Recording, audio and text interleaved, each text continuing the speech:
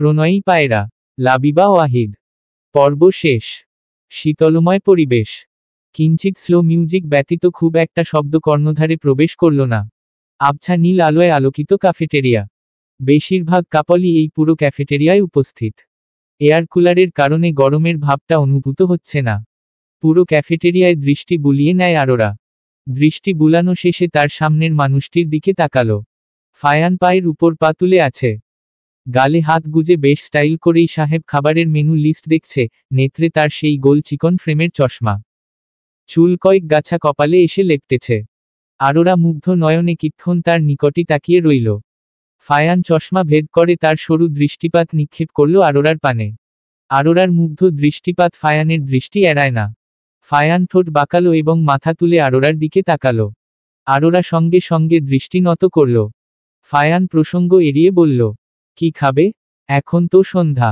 খিদে নেই আমার। তাহলে কষ্ট করে এখানে আনলাম কেন? কিছু তো বলো। Snakes, drinks, anything? আরোরা ঠোঁট কামড়ে তার সামনে থাকা মেনু লিস্টের দিকে তাকালো।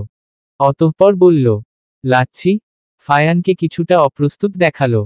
ফায়ান নিরুত্তর দেখে আরোরা ফায়ানের দিকে মাথা তুলে তাকালো। ফায়ানের অপ্রস্তুত ভঙ্গি দেখে আরোরা প্রশ্ন করল, কি হলো? লাচ্ছি কি? আরোরা থতমত খেয়ে ফায়ানের দিকে তাকালো। ফায়ান ততক্ষণে মেনু লিস্ট ঘাঁটতে ব্যস্ত। হয়তো এটা লাচ্ছি সম্পর্কে সামান্য ধারণা নেয়ার প্রচেষ্টা। আরোরা কিছুক্ষণ ফায়ানের দিকে হতভম্বের মতো তাকিয়ে বলল, লাচ্ছি কি আপনি সত্যি জানেন না? No, I have no idea. Aurora বিস্মিত হলো। পরমুহূর্তে মনে পড়ল ফায়ান তো আমেরিকায় জন্ম থেকে এই অবধি বড় হয়েছে। তার এই দই এবং বরফে মিশ্রিত এই মারাত্মক স্বাদের ড্রিঙ্কের কি বুঝবে? আরোরার অধর জোড়া প্রসারিত হলো। যাক, লেকচারারকে সে আজ নিজেও লেকচার দিবে, সাথে ফায়ানকে শিক্ষা দেয়ারও বুদ্ধি মস্তিষ্কে নাড়া দিয়েছে। আরোরা ঠোঁট বাঁকিয়ে বলে, সারা জীবন তো ওই বিদেশের মাটিতেই পড়েছিলেন, আমাদের দেশের খুঁটিনাটি সম্পর্কে কি জানবেন? এক্সকিউজ মি, আমার বিডি সম্পর্কে যথেষ্ট ধারণা আছে, বাট এই বাঙালি ফুড নিয়ে ধারণা খুবই কম। আর এই নাম তো আমি ফার্স্ট টাইম শুনলাম। আরোরা সশব্দে হেসে দেয়। অতঃপর হাসির শব্দ কমিয়ে বলে, বাঙালি খাবার সম্পর্কে জানেন না? ওপস, বিগ পয়েন্ট মিস করে ফেললেন। ফায়ান কিরমির দৃষ্টি নিক্ষেপ করতেই আরোরা গলা পরিষ্কার করে অন্যদিকে দৃষ্টি দিল। প্রসঙ্গে এড়াতে ওয়েটারকে ডাকল সে। ওয়েটারকে দুটি স্পেশাল লাচ্ছি অর্ডার দিতেই ওয়েটার সম্মতি জানিয়ে চলে গেল। এই ধরনের ক্যাফেটেরিয়ায় লাচ্ছি পাবে সেটা আরোরা ভাবতেই পারেনি। ফায়ান ওয়েটারের দিকে দৃষ্টি দিয়ে হেলান দিয়ে বসল এবং ফোনের দিকে মনোযোগী হয়। ফোনের মনোযোগ দেয় আরোরার নিভৃতে বিরাট রাগের গোলা সৃষ্টি হয়। কই টুকটাক কথা বলবে তা না, গোমরামুখর মতো ফোন নিয়ে বসেছে। আইমান এবং দিয়া এখন কোথায় আছে কে জানে। ক্যাফেটেরিয়ায় এসে আরোরা কই ভাবল তার সময়টা ভালো কাটবে, এদিকে ফায়ানকে দেখো, ওই মরাটা নিয়ে বসেছে। এই প্রথম মায়ের ডায়লগটা তার মাথায় ঘুরে উঠল। ঠিক মায়ের মতোই সে ফোনকে মরা উপাধি দিল।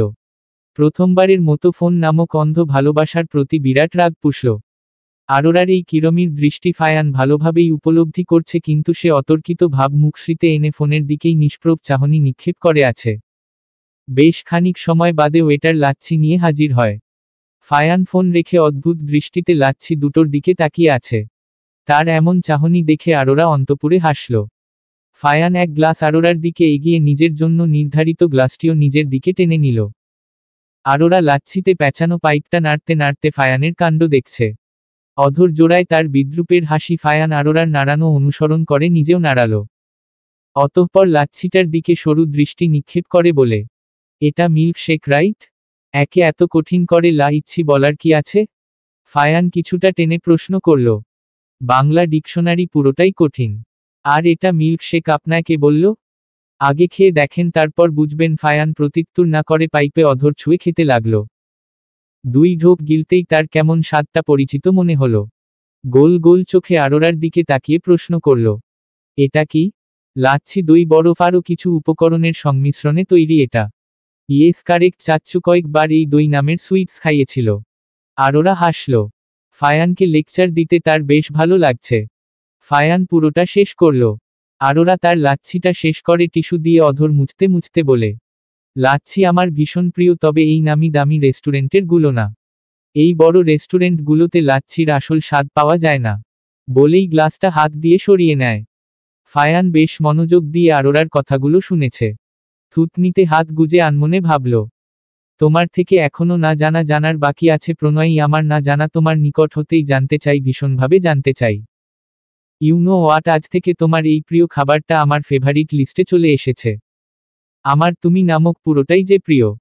আইমানের সাথে গেম খেলতে ব্যস্ত আরোরা। রাত প্রায় 11:30। আরোরা জিতে যেতেই সে খুশির আর্তনাদ করে উঠল। আইমান বোনের এই হাসিমাখা মুখশ্রী দেখে খুশি হলেও আরোরাকে বিব্রত করার জন্যে বলে উঠল, তুই চিটিং করেছিস। মোটেও না, আমি তোমার থেকে 4 হাত দূরে আছি। তোমার ফোন তোমার হাতেই। I don't believe this. Aurora phone রেখে ব্ল্যাঙ্কেট দিয়ে আইমানের দিকে ঝাঁপিয়ে পড়ল। দুজন ফাইজলামি করার মাঝেই ফোনের রিংটোন শোনা যায়। আরোরা আইমানের ব্ল্যাঙ্কেটে মোড়ানো পিঠে উল্টো হয়ে শুয়েই তাদের থেকে কিছুটা দূরে থাকা আইমানের ফোনের দিকে খেয়াল করল। ফোনে দিয়া নাম দেখে আরোরা দূরে সরে উঠে দাঁড়ায়। আইমান ঘর্মাক্ত হয়ে ব্ল্যাঙ্কেট নিজের থেকে উঠিয়ে কিরমির দৃষ্টি নিক্ষেপ করল আরোরার দিকে। আরোরা নখ কামড়াতে কামড়াতে মিনমিন স্বরে বলল, সরি, তুই বা আমি যে বাচ্চা নই, ভুলে গেছি। থাক, তুই ভাবির সাথে আমি গেলাম। তবে হ্যাঁ, বিয়ে করতে বহুত দেরি, ততদিনে অবিবাহিত ভাইয়ের সাথে আমি বাচ্চার মতোই বিহেভ করব। বাই বাই অবিবাহিত ভাইয়া। আইমান আরোরাকে ধোলাই দিবে তার পূর্বেই আরোরা ছুটে রুম থেকে বেরিয়ে গেল। বেরিয়ে যাওয়ার পূর্বে অবশ্য বাইরে থেকে লক করে দিয়ে গেছে। আরোরা প্রায়ই এমন করে। লক লাগিয়ে সে নিজের ঘরে চলে যায়। আইমানের রুম থেকে চেঁচানোর শব্দ কর্ণকাছে প্রবেশ করলেও আরোরা তোয়াক্কা করেনি। রুমে এসে কিছুক্ষণ মনের সুখে হেসে নিল। কিছুক্ষণ হেসে বিছানায় গা এলিয়ে দিল। এভাবে ঘড়ির কাঁটা 12টায় এসে ছুঁয়েছে। কিন্তু আরোরার নেত্রে ঘুমের দেখা নেই। আরোরা উঠে বসল। কি মনে করে বেলকনির দিকে হাঁটা দিল। প্রতিদিনকার মতোই উষ্ণ পরিবেশ বিদ্যমান। আরোরা দক্ষিণা হাওয়ার লোভে বেলকনিতেই ছুটেছে। তৃপ্তি নিয়ে সেই শীতল বাতাস অনুভব করেই সে ঘুমাবে বেকনিতে দাঁড়িয়ে একবার ঘুমন্ত শহরটার দিকে চোখ বুলিয়ে নেয় সে। অতঃপর দৃষ্টি নত করে রাস্তার দিকে তাকাতেই সে চমকে উঠল। এক বড় কালো গাড়ি তাদের অ্যাপার্টমেন্টের গেটের সামনে পার্ক করা। আরোরা তীক্ষ্ণ নজর বুলাতেই লক্ষ্য করল গাড়িটির বাম পাশের দরজার সাথে হেলান দিয়ে এক অবয়ব দাঁড়ানো। আরোরা ব্যাপারটাতে মাথা ঘামাতে যাবে এমন সময়ই ফোনের তীব্র রিংটোন তার কর্ণধারে তরঙ্গিত হলো এবং তার ধ্যান ভাঙিয়ে দেয়। আরোরা বিনা বাক্যে পুনরায় রুমে এসে টেবিলের থেকে নিজের মুঠোফোনটা হাতে নেয় এবং অনাকাঙ্ক্ষিত নম্বরটি দেখে আরোরা বিস্মিত হয়। মাঝরাতে ফায়ানের কল। আরোরা কোনো কিছু না ভেবেই দ্রুত কল রিসিভ করল। আরোরা হ্যালো বলতে যাবে তার আগেই ফায়ান একদমে বলতে লাগল, নিচে আসবে, আর্জেন্ট কথা আছে। ফায়ানের কণ্ঠস্বর বিষণ্ণ শোনালো। আরোরার পক্ষ হতে কোনো উত্তর না পাওয়ায় ফায়ান আবারও বলল, দারোয়ান নিয়ে ভেবো না, তার ব্যবস্থা আমি করেছি। তুমি প্লিজ একবারের জন্যে আসো। প্লিজ পিজেন, আই নিড ইউ। কাতর ভরা কণ্ঠস্বর শুনে আরোরার আন্তরাত্মা কেঁপে উঠল। সর্বাঙ্গে অদ্ভুত শিহরণ খেলে গেল, তার সাথে একরাশ চিন্তাও। পারল না সে ফায়ানের কথায় স্বীকৃতি জানাতে। আরোরা হেরে গেল ফায়ানের আকুতিভরা টলটলে কণ্ঠস্বরের কাছে। আরোরা কল কেটে মাথায় ওড়না জড়িয়ে নেয়। অতঃপর চোরের মতো বেরিয়ে গেল ফায়ানের অনুরোধ রক্ষা করতে। নিচে গিয়ে সে সত্যিই দারোয়ান চাচাকে পেল না। গেট খুলে বাহিরে আসতেই দেখল ফায়ান তার গাড়ির সাথে হেলান দিয়ে দাঁড়ানো। তাকে খুব এলোমেলো এবং উগ্র লাগছে। আরোরার ভেতরটা ধক করে উঠল। কিছু হলো না তো? পরমুহূর্তে ইয়ামিন নামটা মস্তিষ্কে তরঙ্গিত হল। কেঁপে উঠল সে। কিছুটা অস্থির হয়ে সে ফায়ানের সামনে গিয়ে দাঁড়াল। আরোরা যেই মুখ খুলবে তখনই ফায়ান অবাস্তব ঘটনা জড়িয়ে ফেলল। আরোরাকে শক্ত করে নিজের বাহুডোরে নিয়ে থমথমে গলায় বলে উঠল, নড়িও না। 1 উইকের ডিস্টেন্সটা কয়েক মিনিটের জন্য পূরণ করতে দাওয়াই নিড দিস। আমার দম বন্ধ হয়ে আসছে, কি করে থাকবো এই 1 উইক সেই দূরের দেশে। মা মানে? আটকে আটকে প্রশ্ন করল আরোরা। আরোরার পুরো সত্তা অদ্ভুতভাবে কেঁপেই চলেছে। দম বন্ধ অবস্থা লাগছে তার। 1 উইকের জন্যে আমেরিকা যাচ্ছি। তুমি ব্যতীত আমি অর্ধেক দিনই কাটাতে পারি না সেখানে 1 উইক কিভাবে থাকব? প্লিজ আমায় তোমার ওই ওড়না দিয়ে আমায় বেঁধে রাখো, আমি দূরে যেতে চাই না। আমেরিকার ভার্জিনিয়ার এক হাসপাতালে উপস্থিত আছে ফায়ান। ওটির সামনের চেয়ারে নিশ্চুপ হয়ে বসে আছে সে। ফায়ানের পাশেই তার মা সারা খালাজানকে জড়িয়ে ধরে কান্নায় ভেঙে পড়েছে। ফায়ানের চোখ মুখ অসম্ভব রকম লাল।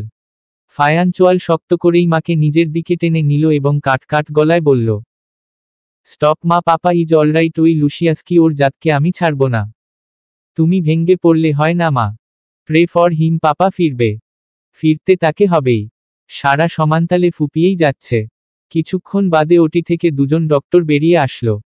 ফায়ান তার মাকে ছেড়ে ডক্টরের দিকে এগিয়ে গিয়ে বলে, doctor papa, he is out of danger, you can meet with him, but only one person, one more thing, don't cry in front of him. Thanks doctor. Doctor সৌজন্যমূলক হাসি দিয়ে তার সহকারী ডক্টরের সাথে চলে গেলেন। আজমানকে কেবিনে শিফট করা হয়।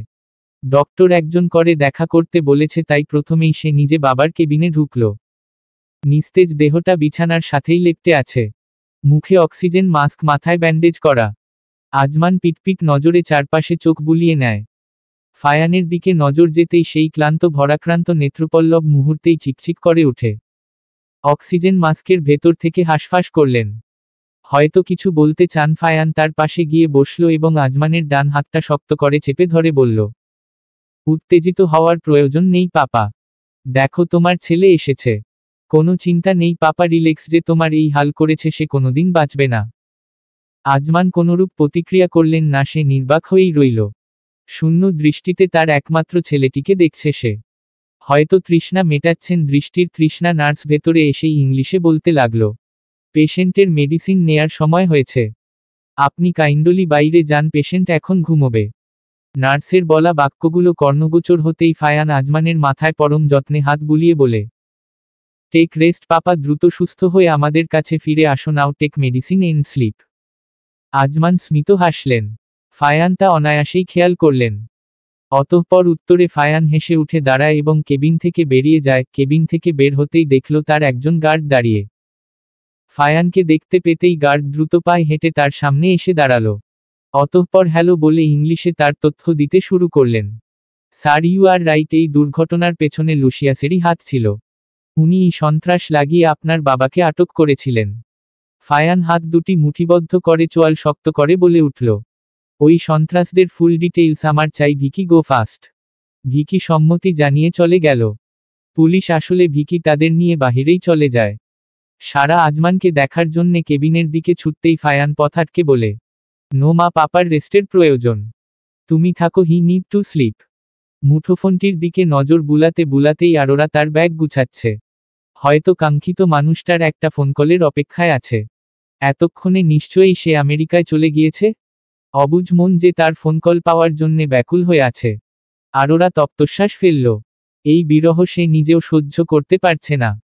কাঁধে ব্যাগ নিয়ে আনমনেই মুঠোফোনটা হাতে নিয়ে নেয়। অতঃপর ফোনটি কিছু সময় নিজ বক্ষে জড়িয়ে চোখ বুজে রয়। অনন্যার হাত কর্ণগোচর হতেই আরোরা চোখ মেলে তাকায়। আরোরা বাস্তবে ফিরে তার রুম প্রস্থান করল। দেরি করিস না আরোরা, দ্রুত বের হ, নয়তো এই রোডে রিকশা পাবি না। আরোরা মাথা নাড়ায়। মাকে বিদায় জানিয়ে ব্যস্ত পায়ে বেরিয়ে যায় সে। নিচে আসতেই সে দুজন কালো স্যুট পরিহিত গার্ডের মুখোমুখি হলো। আরোরা স্তব্ধ বিমূঢ় দৃষ্টিতে তাদের দিকে তাকালো। একজন মাথা নত করে বলে উঠে, ম্যাম, আপনি ভার্সিটি আমাদের হেফাজতে পৌঁছাবেন। দয়া করে গাড়িতে উঠুন। আরোরা বিস্মিত হল। গার্ডদের দেখিয়ে দেয়া দিকটায় চোখ বুলাতেই দেখতে পেল এক কালো রঙের গাড়ি তাদের গেট থেকে কিছুটা দূরে অবস্থান করছে। আরোরার বিস্ময় দেখে পাশের গার্ড বলে ওঠে, বিচলিত হবেন না ম্যাম, আমরা স্যারের নির্দেশেই এসেছি। তার আদেশ আপনি আমাদের সাথেই যাবেন। আরেক দফা বিষম খায় আরোরা। সে ঠিক কিরূপ অভিব্যক্তি দেখাবে ঠিক বুঝল না। পরমুহূর্তে পাশে দাঁড়ানো গার্ডকে সে চিনতে পারল। ফায়ানের সঙ্গে কয়েকবার দেখেছিল সে। আরোরার বুঝতে বাকি নেই ওরা ফায়ানেরই লোক। মুহূর্তেই নিভৃতে প্রশান্তির রেশ ছড়িয়ে পড়ল। আরোরা আর দ্বিরুক্তি না করে গাড়িটির দিকে অগ্রসর হয়। আপনার নাম কি? আগেও আপনাকে স্যারের সঙ্গে দেখেছি। আরোরার এহেম প্রশ্নে কিছুটা অপ্রস্তুত হয়ে যায় অনল। সে লুকিং গ্লাসে আরোরার দিকে বিচলিত দৃষ্টি নিক্ষেপ করে আবার নামিয়ে ফেলে। আরোরা বুঝল না অনলের এমন বিচলিত হবার কারণ। আরোরা কিছুটা জিজ্ঞাসু স্বরে বলে ওঠে, কি হয়েছে? আপনি আমার প্রশ্নে জুবুথুবু হয়ে গেলেন যে? আমার প্রশ্নটি কি খুবই বিব্রতমূলক ছিল? অনল তড়িৎ গতিতে লুকিং গ্লাসে তাকায়। অতঃপর অপ্রস্তুত ভঙ্গিতে বলে, এমন কিছু নয় ম্যাম, আমি অনল, স্যারের পার্সোনাল অ্যাসিস্ট্যান্ট। তাহলে আমায় কেন ম্যাম ডাকছেন? স্যারের অ্যাসিস্ট্যান্ট, দ্যাট মিন আপনি অনেক বড়। অনল উত্তর দেয় না। পুরোটা সময় সে নিশ্চুপ রইল। আরোরাও আর অনলকে ঘেটে দেখল না। সে আনমনে বাইরে তাকিয়ে রইল। কিছুক্ষণের মাঝেই গার্ড ব্রেক কষল এবং আরোরার উদ্দেশ্যে বলে উঠল, ভার্সিটি এসে গেছি ম্যাম। রাত 10টা। রজনী এখনো সুদীর্ঘ হয়নি, গগনে দেখা দিয়েছে চাঁদের এক অংশ, তাও অস্পষ্ট। আরোরা ফোন হাতে নিয়ে বসে আছে। সে জানে তার এই অপেক্ষা নিছক বোকামি ব্যতীত কিছু নয়, তাও তার এই অবাধ্য মন ব্যাকুল হয়ে অপেক্ষার প্রহর গুনছে। এভাবে বহবান সময় কখন যে মাঝরাত অবধি পৌঁছে যায় আরোরার খেয়াল নেই। সেই একজন কাঙ্ক্ষিত মানুষের অপেক্ষা করতে করতে তার নেত্র ক্লান্ত হয়ে পড়ল, ভর করল রাজ্যের ঘুম। নিমিষেই আরোরা নিদ্রার ডাকে সাড়া দেয়। এভাবে 1 দিন 2 দিন 3 দিন ফায়ানের সাথে তার কোনরূপ যোগাযোগ হয় না। সময়ের সাথে সাথে আরোরাও সব ফাঁকা অনুভব করে। অনুভূত হয় এই বিশাল বিরহ। তার ভেতরটা বড্ড আনচান করে একবারের জন্যে ফায়ানকে দেখার জন্য, এক বিন্দু কথা বলার জন্য। কিন্তু আরোরার আশায় সবসময় জল ছাড়া আর কিছু মিলে না। এতে ফায়ানের প্রতি বড্ড অভিমানও হয় তার। ভীষণ রকম অভিমান। ক্ষীণ মুহূর্তে ফায়ানের বলা শেষ কথাগুলো তার মস্তিষ্কে নাড়া দেয়। আরোরার মন আরো খারাপ হয়ে গেল। সেদিনের কথায় আরোরা আঁচ করতে পেরেছিল ফায়ান তাকে কোনোভাবে ভালোবাসে। যদি ভালোই বেসে থাকতো তাহলে এভাবে যোগাযোগ বিচ্ছিন্ন করার মানে কি? এর মানে কি নিতান্তই তার কথাগুলো মনগড়া ছিল? এই ছোট্ট ভাবনাটাই তার মনে জাগা ক্ষীণ আলো নিমিষেই নিভে গেল। চরমভাবে নিজেকে গুটিয়ে নেয় আরোরা। নেত্রের কোণে ভিজে ভাবটা উপলব্ধি করল সে। ভার্সিটি থেকে বাসায় ফেরার পথে আরোরা ইচ্ছে করেই অনলকে এড়িয়ে যায়। অনল তার এড়িয়ে যাওয়ার কারণ না বুঝলেও সে নির্বিঘ্নে আরোরার পথ আটকে বলল, গাড়ি ডানদিকে ম্যাম, আপনি ওদিকে যাচ্ছেন কেন? আরোরা থামল এবং বিনা অভিব্যক্তি দেখিয়ে বলে, আমি আপনাদের সঙ্গে যেতে ইচ্ছুক নই ভাইয়া। আপন অন্য কাউকে বুঝে নিন। এসব কি বলছেন ম্যাম? যা শুনেছেন তাই, আমার পথ থেকে সরে দাঁড়ালে খুশি হব। আর হ্যাঁ, ফার্দার আপনার ওই স্যার স্যার বলে আমার মাথা চিবিয়ে খাবেন না। ফর গড শেক, আমি আপনার স্যারের খরিদ করা সম্পদ নই যে তার কথা মতো আমায় চলতে হবে। বলেই আরোরা অনলের উত্তরের অপেক্ষা না করে পাশ কাটিয়ে চলে গেল। ভার্সিটি থেকে কিছুদূর যেতেই তার ফোনের রিংটোন শুনতে পেল। পথে দাঁড়িয়ে ব্যাগ থেকে ফোনটা বের করতেই দেখল ফায়ানের কল। আরোরা নিজের অজান্তেই খুশি হয়ে যায়। মুখশ্রীতে অভিব্যক্তি না এনে ফোন রিসিভ করল এবং সালাম দিল। কিন্তু সালামের উত্তরের বদলে সে পেল বাজখাই গলার তীব্র ভাষণ। Who the hell are you? তোমার সাহস কি করে হয় আমার অর্ডার অমান্য করার? দ্রুত অনলের সঙ্গে বাড়ি যাও, আমি যেন না শুনি আবার আমার কথার অমান্য হয়েছ। দূরে আছি বলে ভেবো না সাহস দেখাবে আমি দেশে আসলে ফলাফল ভালো হবে না। আরোরা কঠিন দহনে পূর্বে তুমি। আজমানকে স্যুপ খাওয়াতে খাওয়াতে ফায়ান আনমনেই কিছু একটা ভেবে যাচ্ছে। আজমান নিঃশব্দে ছেলের হাতে খাওয়াটা উপভোগ করছে। সারা দূরে বসেই বাবা ছেলের ভালোবাসা দেখছে। এই ফায়ানকে পাওয়ার জন্য তার কত বছর অপেক্ষা করতে হয়েছিল। নানান চিকিৎসার পরেই ছেলেটা তার কোল আলো করে আসলো, তাকে প্রথম মাতৃত্বের স্বাদ দিল। আস্তে আস্তে তাদের মাঝেই বড় হলো। ফায়ান তার শৈশব কৈশোরে যথেষ্ট শান্তশিষ্ট ছিল। আলাদা এক ভালোবাসা টান তার বাবা মায়ের প্রতি। এখনও এই ফায়ান ব্যতিক্রমধর্মী হয়নি, যদিও বা বড় হওয়ার সাথে সাথে রাগের পরিমাণ বেড়েছে। ছেলেটার শখ যেন আকাশ ছোঁয়া। ছেলেটার মারাত্মক নেশা ছিল অস্ত্রের প্রতি, যা সারাকে রীতিমতো ভাবিয়ে তুলত। সারার এক বান্ধবীর আঙ্কেল ছিলেন সিআইএ এর একজন অফিসার। তিনি ছোট থেকেই ফায়ানকে দেখেছেন বড় হতে। যখন ফায়ান কৈশোরে পা দেয় তখনই সেই আঙ্কেল অর্থাৎ গ্র্যান্ডফাদার তাকে নিয়ে যায় অজানা মিশনে।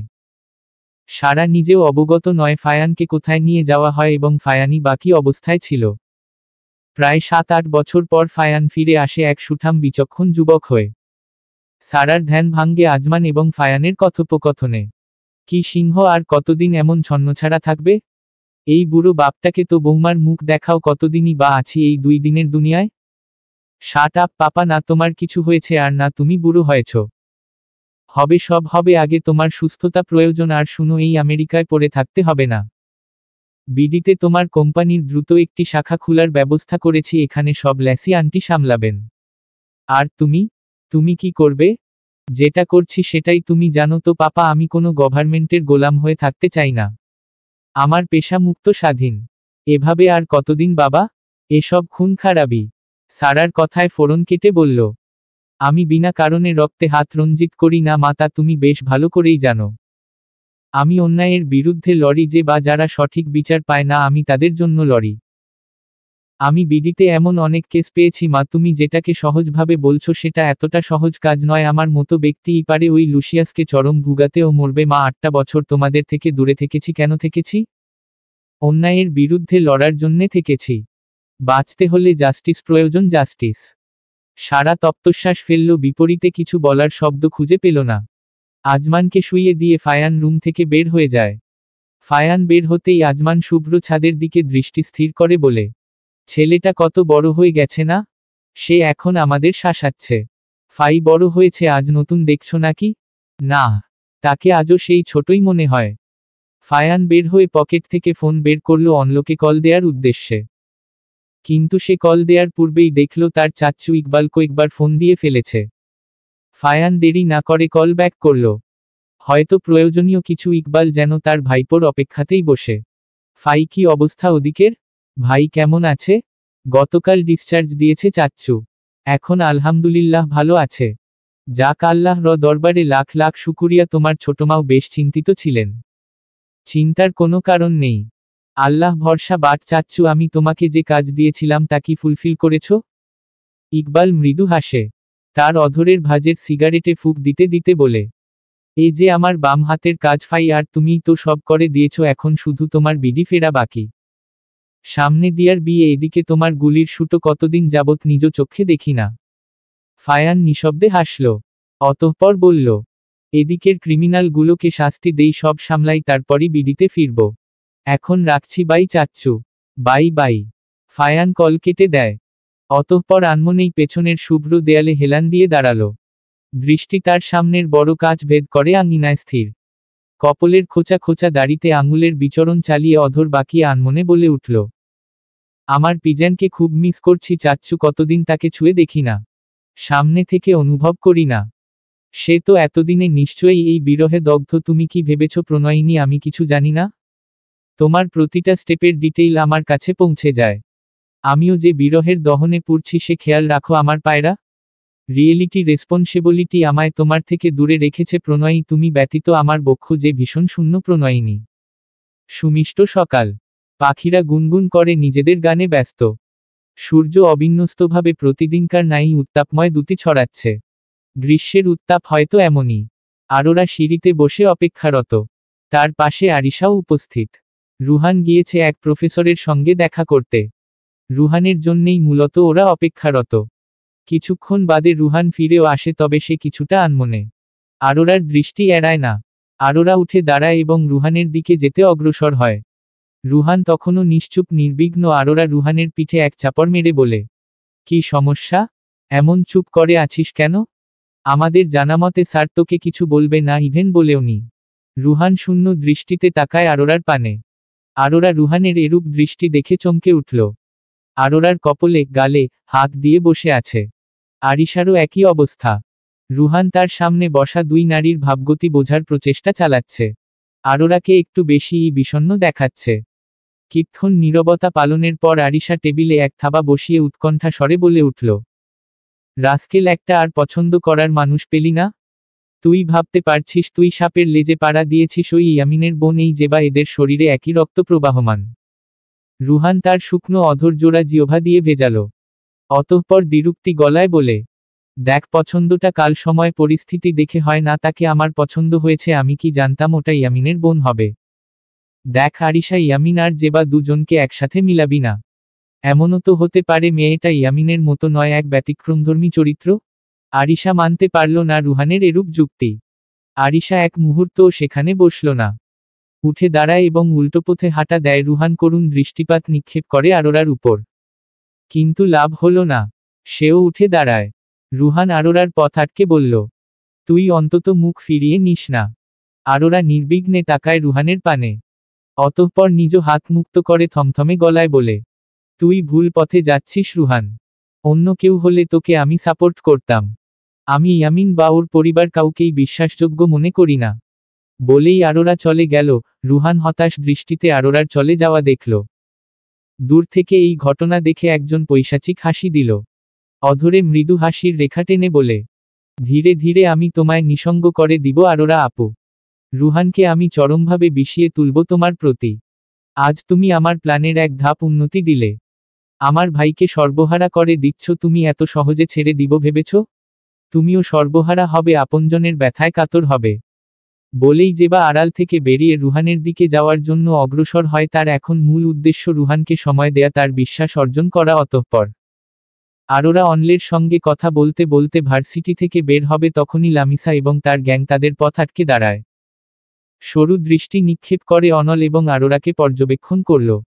অতঃপর অধরে চওড়া হাসি টেনে আরোরার উদ্দেশ্যে বলে, ভালোই তো ছেলেদের সঙ্গে ফষ্টিনষ্টি করে বেড়াচ্ছ, অথচ নিজেকে সাধু মানুষ দাবি করতে। বাহ, গতকালও দেখলাম কালো পোশাকধারীর গাড়িতে উঠছ, বেশ উন্নতি করেছ ক্যারেক্টারের। অনল এগিয়ে কিছু বলতে নিবে, অমনি আরোরা অনলকে থামিয়ে বলে, ছাড়ুন এদের, এরা হচ্ছে লোকালয়ের কুকুরও, এরা ঘেউ ঘেউ করলে এদের পাশ কাটিয়ে চলে যেতে হয়, উল্টো ঘেউ ঘেউ করতে নেই। আরোরার বচনে অগ্নিময় দৃষ্টি নিক্ষেপ করল লাফিসা। বচনগুলো তার গায়ে ছোবলের ন্যায় লাগলো, যা সে দমাতে পারে না। লামিসা এক চিৎকার দিয়ে যেই আরোরার গায়ে হাত তুলবে, তখনই কোথা থেকে একজন গার্ড এসে তার হাত খপ করে ধরে ফেলল। লামিসা কিরমির চোখে গার্ডের দিকে তাকালো। গার্ড লামিসার হাত কিছুটা শক্ত করে চেপে ধরে বলল, ম্যাম, আমাদের হেফাজতে স্যারের আমানতকে কষ্ট দেওয়ার অধিকার আপনার নেই। আমি চাইলে এখনই আপনার হাত ভেঙে দিতে পারি, জানেন? আরোরা তাচ্ছিল্যের দৃষ্টিতে লামিসার দিকে তাকালো। লামিসার চোখ কুঠুরি থেকে বেরিয়ে যাওয়ার উপক্রম। হয়তো গার্ডের এমন বচন আশা করেনি। আরোরা ফিচেল হেসে গার্ডের উদ্দেশ্যে বেশ ভাব নিয়ে বলে, তাকে ছেড়ে দিন, বেচারি ভয় পাচ্ছে। আমি দ্রুত বাড়ি যেতে চাই। জি ম্যাম। গার্ড হাত ছেড়ে তার থেকে কিছুটা দূরে অবস্থানরত গার্ডের দিকে ইশারা করল। সেই গার্ড ইশারা বুঝতে পেরে মাথা নাড়িয়ে পার্কিং এর দিকে চলে যায়। অনলের নির্দেশে গার্ডটিও দূরে সরে দাঁড়ায়। লামিসা এবং তার গ্যাং এখনও বিস্মিত দৃষ্টিতে সবটা দেখছে। আরোরা অন্তপুরে কঠিন রকম হাসছে। যাক, মাঝে মধ্যে শো অফ মুখ বন্ধ করার জন্যে উপযুক্ত। অনল আরোরাকে লামিসাদের সামনে দাঁড়াতে নিষেধ করে। আরোরা মাথা নাড়িয়ে অনলের সাথে লামিসাদের পাশ কাটিয়ে দূরে চলে যায়। আরোরা এবং অনলের মধ্যে একটা ভাই বোনের সম্পর্ক হয়ে গেছে। ফায়ান আমেরিকা গেছে আজ প্রায় 17 দিন। এতদিনে অনল এবং আরোরার মধ্যে বেশ ভাব হয়। অনলের থেকেই জানতে পেরেছে ফায়ানের বাবা অসুস্থ এবং হসপিটালে ভর্তি। এতে আরোরার বেশ খারাপ লাগে এবং সেও বুঝতে পারে কেন ফায়ান তার সাথে যোগাযোগ করে না। তবে মনকে কতদিন সে বুঝো দিবে? বেহা মনটা যে এসব বুঝতে চায় না। সেই মনটা যে অভিমানের পাহাড় বসিয়েছে। আরোরা বেশ রাগান্বিত ফায়ানের প্রতি। ফায়ান আজ ব্যাক করছে, অথচ একবারও জানানোর প্রয়োজন বোধ করেনি। তার কিনা শুনতে হয়েছে দিয়ার থেকে। কেন? ইংরেজের মুখ ছিল না? কেন পরমুখে শুনতে হবে? অভিমানের পাল্লা যেন আরো ভারী হলো। রাগে ক্ষোভে আরোরা ক্রোধনরত কপল বেয়ে টপ টপ করে নোনাজল গড়িয়ে পড়ছে। এই জঘন্য সত্যিটা তার মানতে ভীষণ কষ্ট হচ্ছে, অব্যক্ত এই ব্যথার অনুভূতি। অবহেলা করতে করতে মাত্রা ছাড়িয়ে গেছে। পরমুহূর্তে কিছুদিন পূর্বে বলা দিয়ার কথাটি মস্তিষ্কে তরঙ্গিত হলো, ফায়ানের বিয়ের কথা চলছে। আচ্ছা, সে কি কোনো বিদেশিনীকে সাথে করে? হৃদয়টা জঘন্যভাবে মুচড়ে উঠল তার। উপলব্ধি করলেও তার নিঃশ্বাস নিতেও কষ্ট হচ্ছে। তাহলে কি সেও ফায়ানকে ভালোবাসে? শেষোক্ত শব্দটি মস্তিষ্কে তরঙ্গিত হতেই সবাঙ্গে খেলে যায় অদ্ভুত শিহরণ, সেই সাথে ক্ষতটা আরও গভীর হয়। সাওয়াইয়ের নিচে বসে সশব্দে কাঁদতে শুরু করল সে। পারবে না ফায়ানকে অন্য নারীর প্রবাসে দেখতে, অন্য নারীর সংস্পর্শে দেখতে। কেটে গেল দীর্ঘক্ষণ। নিজেকে খুব কষ্টে সামলে চেঞ্জ করে রুমে চলে আসলো। মাথাটা তার ভার লাগছে, দেহটাও তার শীতল হয়ে আছে। পরমুহূর্তেই হাঁচি দিয়ে উঠল সে। নিষ্কৃষ্ণ রজনী। রজনীর গভীরতায় কোলাহলপূর্ণ শহর ঘুমন্ত শহরে পরিণত হয়েছে। নিশাচর পাখির ডানা ঝাপটানোর শব্দ এবং তাদের ডাক অদূর থেকে ভেসে আসছে। গা ছমছমে আধারে কয়েকটা কুকুর এদিক সেদিকে ছুটছে, নয়তো সোডিয়াম আলোয় আলোকিত পথের ধারে গা এলিয়ে দিচ্ছে। এই নিবিঘ্ন রজনীতে ঘুম নেই আইমান এবং ফায়ানের। মুনিব ব্যবসার কাজে শহরের বাইরে গিয়েছে। অনন্যা ঘুমের ওষুধ খেয়ে নাক ডেকে ঘুমোচ্ছে। আইমানি অবশ্য জোরপূর্বক ঘুমের ওষুধ খাইয়ে ঘুম পাড়িয়ে দিয়েছে। নয়তো অনন্যা মেয়ের সেবায় মেয়ের কাছ থেকে নড়ছিলই না। আরোরা তীব্র জ্বরে আক্রান্ত। তার গায়ের উত্তাপ এতই তীব্র যে তার পাশে কেউ বসলেও সেই তাপ অনুভব করতে পারবে। ফায়ান আরোরার মাথার কাছে বসে এয়ারপোর্ট থেকে সোজা এখানেই এসেছে সে। চোখ নাক রক্তিম বর্ণ ধারণ করেছে, চুলগুলো এলোমেলো। গলায় টাইটা ঢিল করে রাখা ইনটাও ঠিক নেই। আইমান ফায়ানের এই হাল লক্ষ্য করলেও কিছু বলতে পারছে না। একে তো মাঝরাতে ফায়ানকে তাদের বাসায় পাগলের মতো ছুটে আসতে দেখে অবাক হয়েছে, তার উপর ফায়ানের মুখে আরোরার নাম শুনে সে আরও বেশি বিস্মিত। অনন্যা এখনও অবগত নয় ফায়ানের আশা সম্বন্ধে। আইমান আরোরার মাথায় জলপট্টি দিতে গেলেই ফায়ান তার হাত থেকে ছো মেরে সেটা কেড়ে নেয় এবং নিজে জলপট্টি দিতে শুরু করে। জ্বরের তীব্রতায় আরোরার হুঁশ নেই। অধর জোড়া মৃদু কম্পিত। আইমান ফায়ানকে শান্ত করতে থমথমে গলায় বলে, কুল আমার বোন, ঠিক হয়ে যাবে, বেশি প্রেশার নিও না। তুমি বাড়ি যাও, তোমার রেস্টের প্রয়োজন। ফায়ান অগ্নিময় দৃষ্টি নিক্ষেপ করে আইমানের দিকে। অতঃপর কাট কাট গলায় বেসামাল হয়ে বলতে লাগে, আমার পিজেন, সে আমার প্রণয়িনী, সে তার এত তীব্র জ্বর, আর আমি কি করে দূরে থাকব? এনসামি আইমান। আইমান সূক্ষ্ম দৃষ্টি নিক্ষেপ করে ফায়ানের দিকে। সামান্য কথায় ফায়ান এমন তেতে উঠবে সে ভাবতে পারেনি। ফায়ান বারংবার আরোরার কপল ছুঁয়ে যাচ্ছে। ভাবভঙ্গি এমন, জ্বরটা সে শুষে নিতে চায় ওই বলিষ্ঠ হাতের মাধ্যমে। আরোরার এই অসুস্থতায় ফায়ান যেন কই মাছের ছটফট করছে। আইমানের মাথায় দেয় আরেকটি প্রশ্ন, ফায়ান তাকে কি বলল? প্রণয়িনী? এর মানে কি তার ভাবনা সঠিক? ভুল হলে তো ফায়ান এই মাঝরাতে ছুটে আসতো না। আইমান কিছুটা দুশ্চিন্তায় পড়ে যায়। অতঃপর সে দিয়াকে কল দিতে পকেটে হাত দেয়। পকেট চেক করে দেখে মুঠোফোনটা নেই। আইমানের মনে পড়ল সে মুঠোফোনটা নিজের ঘরেই রেখে এসেছে। আইমান দেরি না করে রুম হতে বের হয়ে যায়। আইমান যেতেই ফায়ান আরোরার ললাট হতে জলপট্টিটা সরিয়ে নিজের ললাট ঠেকালো। আরোরার উষ্ণতা সে বেশ ভালোভাবেই উপলব্ধি করছে। ফায়ান আবেশে চোখ বুজে আটকে আটকে বলা শুরু করল, কোথায় ভেবেছিলাম বিডিতে এসে তোমায় সারপ্রাইজ দিব, তোমার অভিমান ভাঙ্গাবো, সেখানে তুমি নিজেই আমায় এই সারপ্রাইজ দিলে। এতই শক্ত তোমার অভিমানের পাহাড় যে আমার এই নরম বুলি তোমার কানে যাচ্ছে না, আমার সাথে কথা বলছো না। এ যে অনেক বড় অবিচার প্রণয়ী, এর বিচার আমি কোন আদালতে পাবো বলো তো? তোমার ওই মসৃণ হৃদয়, ওটাও যে আমার দিক থেকে মুখ ফিরিয়ে নিয়েছে। একবার কথা বলো লক্ষ্মীটি, দেখো না একবার চোখ মেলে তাকিয়ে তোমার ওই রাগমিশ্রিত লাজুক হাসিমাখা মুখশ্রী দেখার জন্যে যে আমি ফায়ান বড্ড তৃষ্ণার্ত।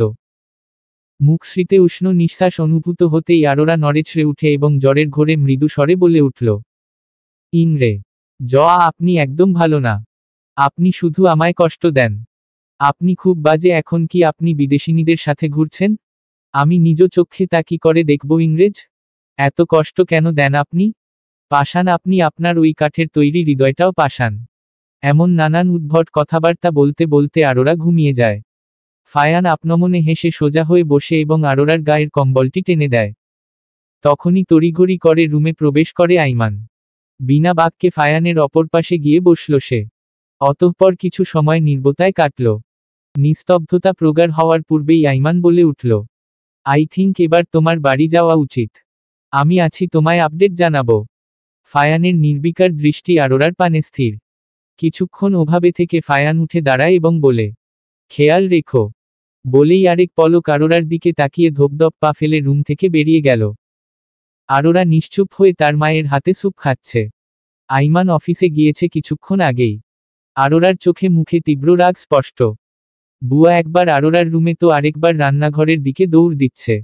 আরোরা মনে মনে বিরাট রাগ পুষেছে ফায়ানের প্রতি। সে কেমন আছে একবারও ফায়ান খবর নেয়নি, বাহ নিশ্চয়ই শুনেছে দিয়ার থেকে, তাও কিভাবে এতটা নীরব থাকতে পারে? ফোনেও কয়েকবার চেক করেছে কিন্তু ফায়ান ভুল করেও একটা কলও দেয়নি। আরোরার অধরে হঠাৎ তাচ্ছিল্যের হাসি ফুটল। মনে পড়ে গেল আমেরিকায় যাওয়ার আগমুহূর্তগুলো। আরোরা ওষুধ খেয়েই উঠে দাঁড়ায়। জ্বরটা পুরোপুরি কাটেনি তার, কিন্তু জেদের বসে সে উঠে দাঁড়ায় এবং কাবার্ডের দিকে যেতে অগ্রসর হয়। অনন্যা আরোরাকে লক্ষ্য করে গোল গোল চোখ করে অস্ফুট স্বরে বলে, এ কি আরু, কি করছিস? চেঞ্জ হব।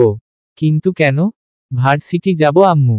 আরিশার হাত নিজের গায়ে লাগাতে দিচ্ছে না আরোরা। জেদের বসেই সে ভার্সিটি এসেছে। রুহান ওদের সঙ্গে থাকলেও আরিশা তার সাথে একটা কথাও বলছে না। আরোরা যাওয়ার দু একবার হুহা করছে। আরোরা রিকশা করেই এসেছে ভার্সিটিতে, আর তার মা আরিশাকে তার খেয়াল রাখার আদেশ দিয়েছে। তাই আরিশাও একবারের জন্যেও আরোরার থেকে দূরে সরে দাঁড়ায়নি, এক প্রকার চিপকে আছে আরোরার সঙ্গে, যা আরোরাকে ভীষণ রকম বিরক্ত করছে। ক্লাসের ফাঁকে ফাঁকে শুধু প্রশ্নই করেছে, আরু বাড়ি যাবি? খারাপ লাগছে? কিছু খাবি? প্লিজ কিছু বল, এই বুড়োর ক্লাস করতে ভালো লাগে না। আরোরা এখন তীব্র যন্ত্রণায় ভুগছে। লাঞ্চ টাইমে সকলে খাবার খেলেও আরোরা খাওয়ার নাম করে সব ফেলে দিয়েছে। তার সবকিছুই কেমন বিষাক্ত লাগছে। এখন তার ভীষণ আফসোস হচ্ছে কেন আরামের বিছানা ছেড়ে এই ভার্সিটিতে আসলো, তা ওই ইংরেজের জন্যে। রুহান তখনও জানে না আরোরা অসুস্থ। দুই বান্ধবীর আচরণে সে বেশ ব্যথিত। মনের মধ্যে খারাপ লাগাও কাজ করছে তার। এভাবে ওরা মুখ ফিরিয়ে নিল। অবশেষে লাঞ্চের পরপরই আরিশা তার মহান কাজটা সারতে চলে যায়। মহান কাজটি হলো মেকআপ ঠিক করা। আরোরাকে নিতে চেয়েছিল, তবে আরোরা রাজি হয়নি। রুহানও গিয়েছে জেবার সঙ্গে দেখা করতে। আরোরা আর একা একা কি করবে, করিডোরে একাই হাঁটাহাঁটি করছে। দক্ষিণা হাওয়া তাকে ছুঁয়ে যাচ্ছে। এই হিম বাতাসে কিছু তো একটা আছে যা হৃদয়কে মুহূর্তেই স্বচ্ছ করে দিতে সক্ষম। রুহান যেই জেবার সাথে দেখা করে চলে আসার জন্য পেছনে ঘুরবে, তখনই সে ফায়ানের মুখোমুখি হয়। রুহান বিস্মিত হল এবং সে শুকনো ঢোক গিলল। ফায়ান পকেটে দুহাত গুজে রুহানের দিকে তাকালো। অতঃপর চোখ ছোট ছোট করে মেয়েটির যাওয়া দেখল। আপনমনেই ফায়ান বলে ওঠে, মেয়েটি কে ছিল? রুহান আমতা আমতা করে উত্তর দেয়, জি জেবা।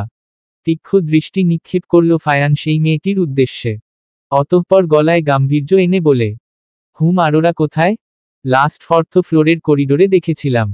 যাওয়ার আগে আমার সাথে দেখা করে যাবে। বলেই ফায়ান একইভাবে পকেটে দুহাত গুজে উল্টো পথে হাঁটা দেয়। আর রুহান সে তো ওখানেই থম মেরে দাঁড়িয়ে রয়।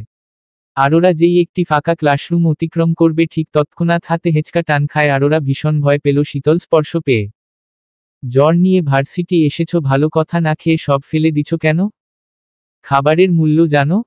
তোমার ওই খাবার এক ক্ষুধার্ত মানুষকে দিলে কত সওয়াব হতো? আরোরা গোল গোল চোখে ফায়ানের দিকে তাকিয়ে আছে। ফায়ানের চোখ মুখ রক্তিম লাল। অত্যন্ত ক্রোধের মধ্যেও সে থমথমে গলায় কথাগুলো বলেছে। এই ক্রোধমিশ্রিত শান্ত ভঙ্গি যেন ঝড়ের পূর্বাভাস। আরোরার আতঙ্কে গা কাঁপিয়ে ভেতরটা ধক করে উঠল। সে আটকে আটকে গলায় উল্টো প্রশ্ন করে উঠল, আপনি জানলেন কি করে? আরোরার এই প্রশ্নটি আগুনে ঘি ঢালার মতো হলো, যার প্রতিফলনে ফায়ান সজোরে দেয়ালে থাবা বসালো। আরোরা আতঙ্কে দেয়ালের সাথে পিঠ লাগিয়ে লেপ্টে রইল। আরোরা চোখ মুখ খিচে রইল, হয়তো এবার ধমকের শিকার হতে হবে। তাই আরোরা অন্তঃপুরে দোয়া দরুদ পড়া আরম্ভ করল।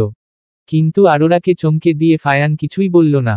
শুধু ফোঁস ফোঁস করে নিঃশ্বাস ফেলতে লাগল। আরোরা পরিস্থিতি স্বাভাবিক বুঝতে পেরে এক চোখ মেলে পর্যবেক্ষণ করল ফায়ানের মুখশ্রী ঠিক তার সামনে ঝুঁকে। আরোরা আতঙ্কে দুই চোখ খুলে বড় বড় করে ফেলল। ফায়ান মিনমিন করে বলল, সে থ্যাঙ্কস টু আল্লাহ, আজ তুমি অসুস্থ না হলে আমি যে তোমায় কি করতাম আমি নিজেও জানি না। আই সয়ার তুমি তোমার জেদের জন্যে বড় রকম বিপদের সম্মুখীন হতে। খাবারের সাথে খুব রাগ তোমার না? এতই রাগ তুমি তা ফেলে দেয়ার মতো দুঃসাহস করো? আরোরা জবাবে কিছু বলে না, নিশ্চুপ হয়ে থাকে। সে কেন রেগে আছে সেটার কৈফিয়ত কেন দিবে ফায়ানকে? ফায়ানের ধৈর্যের বাঁধ ভেঙে গেল। সে দূরে সরে দাঁড়ায়।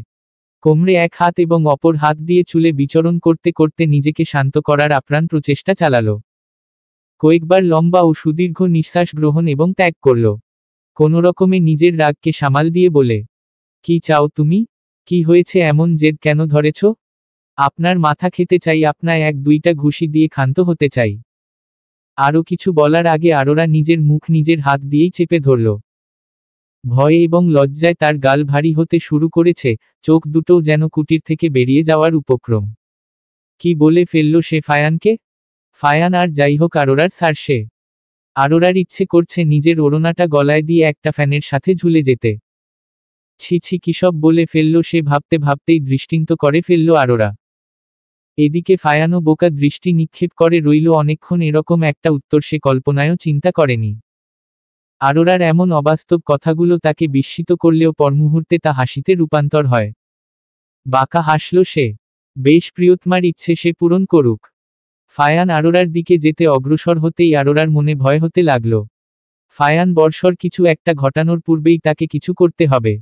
পরিস্থিতি অনুকূলে আনতে আরোরা আমতা আমতা করতে লাগল। কিন্তু ফায়ান তার কোনো বচনই কর্ণগোচর করে না।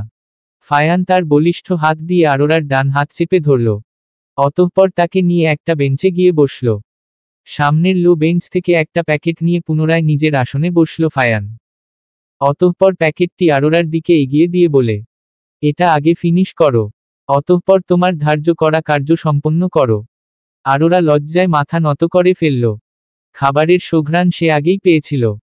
প্যাকেট খুলে বিরিয়ানি দেখে তার ভাবনা বাস্তবে রূপান্তর হয়। বিরিয়ানির তৃপ্তিময় এবং নিজস্ব সুঘ্রাণে আরোরার মৃত ক্ষুধা পুনরায় জন্ম নেয়।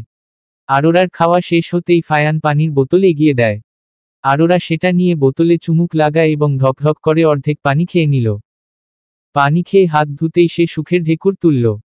ফায়ান এতক্ষণ টেবিলে কনুই ভর দিয়ে কপলে হাত দিয়ে অপলক দৃষ্টিতে আরোরাকে দেখে যাচ্ছিল।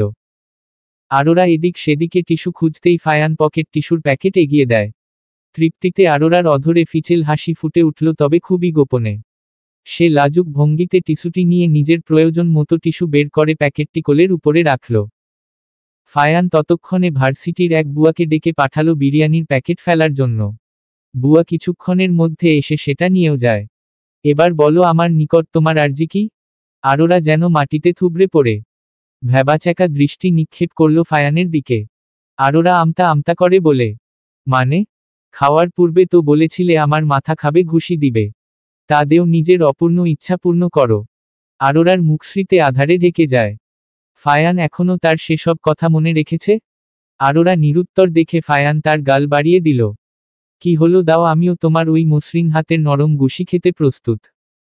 আরোরার কি হলো সে জানে না, তবে অনুভূত হলো তার অভিমানের পাহাড় ফায়ানের এত কেয়ার এবং পাগলামোতে ভীষণভাবে চাপা পড়েছে। আরোরা নিঃশব্দে হাসি দিয়ে নিবিড়ভাবে ফায়ানকে দেখতে লাগল। আরোরার দু চোখে তৃষ্ণা, ফায়ানকে দীর্ঘদিন পরে পাওয়ার তৃষ্ণা। সে ঘাড় কিছুটা বাঁকিয়ে ফায়ানকে দেখতে লাগল। প্রণয়ীর কোনো অভিব্যক্তি না দেখে ফায়ান সোজা হয়ে আরোরার দিকে তাকালো। তার প্রণয়িনী তার দিকেই তাকিয়ে। ফায়ান হাসল এবং সেও একইভাবে তাকিয়ে রয়। দীর্ঘক্ষণ দুজন কথোপকথন হয়। মুখে মুখে নয়, চোখে চোখে। 18 দিনের দেখার তৃষ্ণা মেটাচ্ছে দুজন প্রেমিক প্রেমিকাই। পরের দিন আরোরা ভার্সিটি আসেনি। ফায়ান নিজেই মানা করেছে যেন আরোরা আজ না আসে। আরোরাও আর না করেনি, সে এখনো দুর্বলতা অনুভব করে। সাথে জ্বর তো আছেই। গতকাল রুহানের সঙ্গে দেখা করার কথা হলেও বিকাল পর্যন্ত ফায়ান আরোরার সঙ্গেই কাটিয়েছে। তাই ফায়ান আজ রুহানের সাথে সময় নিয়ে দেখা করে এবং তার কিছু অব্যক্ত বচন প্রকাশ করে। রুহান ফায়ানের সাথে সাক্ষাৎ শেষ করেই ভার্সিটি থেকে চলে যায়। ফায়ান তার চাচ্চুর সাথে কথা বলতে বলতে ভার্সিটি থেকে বের হচ্ছিল, তখনই ইয়ামিন এবং তার দলবল ফায়ানের সামনে এসে দাঁড়ায়। ফায়ান ওদের দেখে বাঁকা হাসি দেয় এবং কল কেটে মুঠোফোনটি পকেটে পুরল। ইয়ামিন সহ তার দলবলের দিকে ভালোভাবে চোখ বুলিয়ে নেয় এবং বলে, কি ব্যাপার তোমরা আমার দর্শনে? মারের দোজ কি কম হয়ে গেছিল নাকি সেদিন? ইয়ামিন খপ করে ফায়ানের কলার চেপে ধরে এবং রাগাম্বিত স্বরে বলতে লাগল, তুই মন্ত্রীর ভাইপো দেখে তোরে কিছু করতে পারিনি। আর তুই কি না সুযোগ পেয়ে ডানা মেলে উড়ছিস? তুই জানিস তোর ওই ডানা ভাঙতে আমার 2 মিনিটও সময় লাগবে না। তুই আমার আরোরার দিকে নজর দেস, এত সাহস? শেষোক্ত বাক্যে ফায়ানের হাসি বেড়ে যায়। সে হাসতে হাসতে বলে, নাইস জোক। আরোরা কার সেটা তো সময় বলবে। এখন তুই যেই সাপের লেজে পা দিয়েছিস তার ছোবল সামলা, তারপর না হয় আমার সাথে লাগিস। ইয়ামিন হাত তুলতে নিলে ফায়ান তা মুচড়ে দেয়। কলার থেকে ইয়ামিনের হাত সরিয়ে তাকে দূরে সরিয়ে দেয়। ইয়ামিন বাম হাতে তীব্র ব্যথা অনুভব করছে। এমনভাবে মুচড়ে দিয়েছে ইয়ামিন চেঁচায়নি, এটাই বড় কথা। ফায়ান নিজের কলার ঝাড়ার ভঙ্গি করে বলে, আমার গায়ে হাত তুলে লাভ নেই। তুই আমার ব্যাপারে কিছু না জানলেও আমি তোর সম্বন্ধে অনেক কিছু জানি। সো কেয়ারফুল, নয়তো তোর 5 দিন পরের কালো টাকার ডিলটায় আমি সর্বপ্রথম বাধা হয়ে দাঁড়াবো। ইয়ামিন ক্ষিপ্ত নজর নিক্ষেপ করে ফায়ানের দিকে। ফায়ান বিনা বাক্যে রাস্তার অপর পাশে গিয়ে গাড়িতে উঠে বসল। সে উঠে বসতেই গার্ড তার ডোর লাগিয়ে ফ্রন্ট সিটে বসে পড়ে। ইয়ামিন চোয়াল শক্ত করে সেদিকেই তাকিয়ে রইল। ফায়ান চলে গেল। ইয়ামিনের এক চেলা তাকে উদ্দেশ্য করে বলে উঠে, এখন কি করবেন বসো? এই লোক তো সব জানে। না, অনেক সহ্য করেছি। আর 9 ডিলের পূর্বেই আরোরাকে আমার করতে হবে। সে হোক মতামতে অথবা জোর জবরদস্তিতে। আমি ইয়ামিন কখনো হারতে শিখিনি। আরোরা, ফায়ান কি কোনো ভাবে তোকে পছন্দ করে? আরোরা চমকে উঠল আইমানের বচনে। তার ভাই এমন প্রশ্ন কেন তুলল আরোরার অজানা। তবে আইমান কি কিছু টের পেয়েছে এরূপ বিষয়ে? আরোরা আইমানের মুখশ্রীতে দৃষ্টি নিক্ষেপ করল। আইমানের সন্দিহান দৃষ্টি তার দিকেই নিবন্ধ।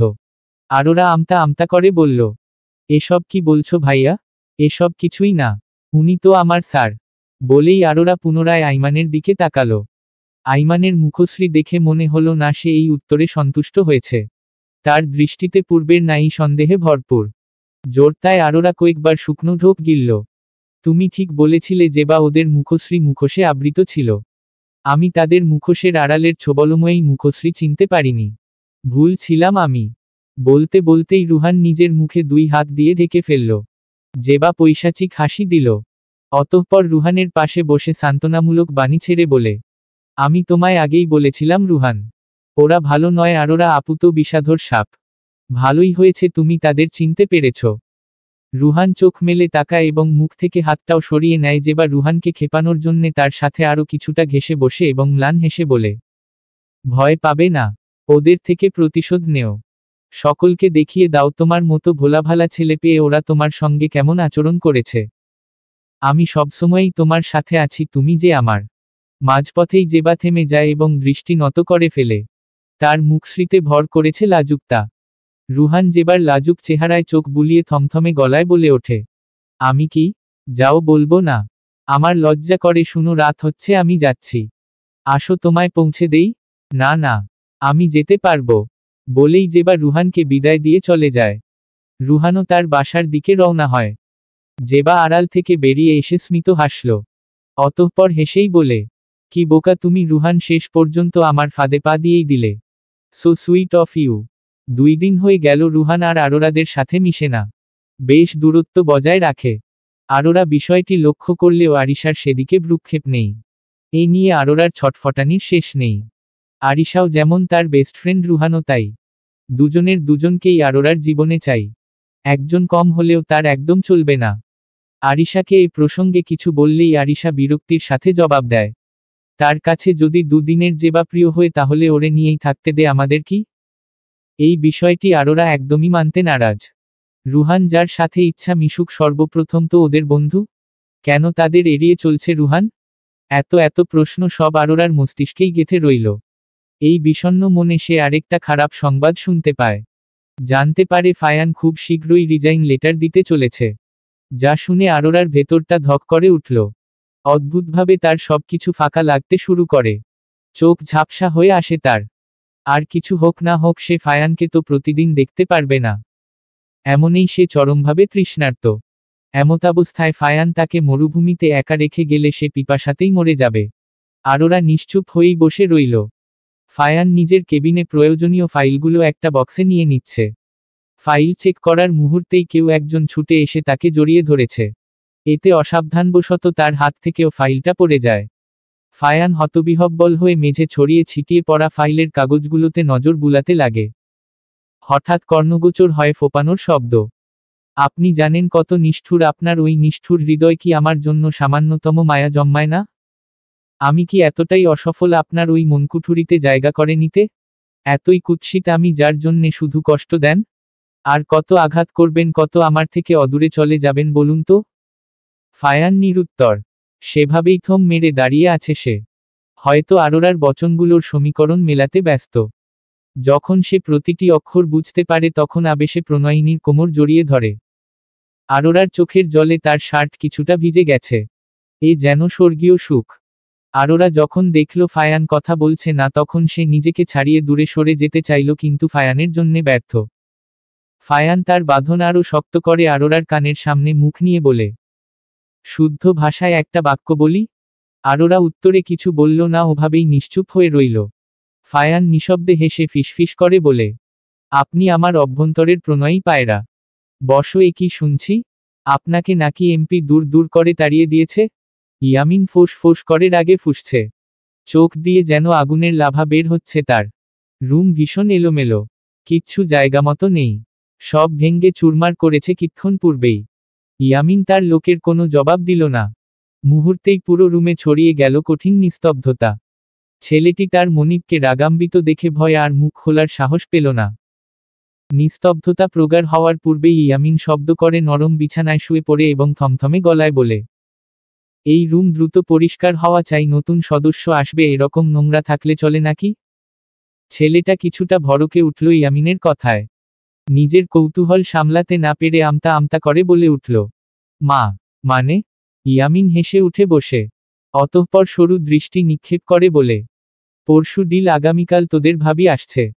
Late shop arty and ready for tomorrow. সকাল থেকেই আরোরা নিখোঁজ। আরিশার মতে সে ভার্সিটিতে যায়নি। আরিশার এই উক্তিতে অনন্যা পরপর দুবার জ্ঞান হারিয়েছে। চোখে ভেসে উঠছে তার সেই অতীতের ঘটনা। অনন্যা কেঁদে কেটে পুরোই অস্থির। মেয়ে, বোনের নিখোঁজ হওয়া শুনে মুনিব আইমান উভয়ই ছুটে আসে বাড়িতে। দুপুর ৩টা। আরোরার ফোন বারংবার সুইচড অফ বলছে। অনন্যা মুখে আঁচল গুজে কাঁদছে। আরিশা তার পাশে বসে অনন্যাকে সামলানোর আপ্রাণ চেষ্টা করে যাচ্ছে। আরিশার চোখেও জল। আরিশাও যে সমানতালে চিন্তিত। মুনিব দূরে দাঁড়িয়ে কোনো এক অফিসারের সঙ্গে চিৎকার চেঁচামেচি করছে। মেয়ের নিখোঁজ হওয়ায় মুনিবও নিজেকে সামলাতে পারছে না। আইমান কি করবে বুঝল না। ২-৩ ঘন্টার মতো সময় নিয়ে বাহিরে খুঁজে এসেছে বোনকে। আইমান ডায়াল লিস্ট চেক করতে নিতেই ফায়ানের কথা পড়ে যায় তার। দ্রুত সে কল দেয় ফায়ানের নম্বরে। ফায়ানের নম্বরটা আউট অফ নেটওয়ার্ক বলছে। কয়েকবার চেষ্টা করল, কোনো ফল পেল না। আইমানের ক্রোধে ফোনটা আছাড় মারতে ইচ্ছে হলো। আচ্ছা রুহান, তোমার কি মনে হয় না আরোরার প্রতি প্রতিশোধ পরায়ণ হতে? যেবার এরূপ বচনে রুহান তেতে উঠলেও তার এক মেসেজের কথা মনে পড়ল। রুহান অধর জোড়া প্রসারিত করে জেবাকে কাছে টেনে বলে, অবশ্যই। আমি চাই আরোরা ধ্বংস হোক, ওদের মতো মেয়ের বেঁচে থাকার কোনো অধিকার নেই। কিন্তু রুহানের উক্তিগুলো জেবার মনে তৃপ্তি আনতে লাগে। কিন্তু রুহান থেমে যাওয়ায় জেবা বিরক্ত হয়, চরম বিরক্ত। জেবা রুহানের ফ্যাকাশে মুখটার দিকে দৃষ্টি নিবদ্ধ করে বলে, কিন্তু কিভাবে প্রতিশোধ নিব? ও যে ধরাছোঁয়ার বাইরে। মুখটা বেজার করেই বলে রুহান। জেবা এতে অট্টহাসি দেয়। হাসতে হাসতেই বলে, ব্যাপার না রুহান, আজ ভাইয়া আরোরাকে বিয়ে করছে। ও তো শুধু ভাইয়ার রাতের পার্টনার। সারাদিন তো আমি ওকে তিলে তিলে মারব।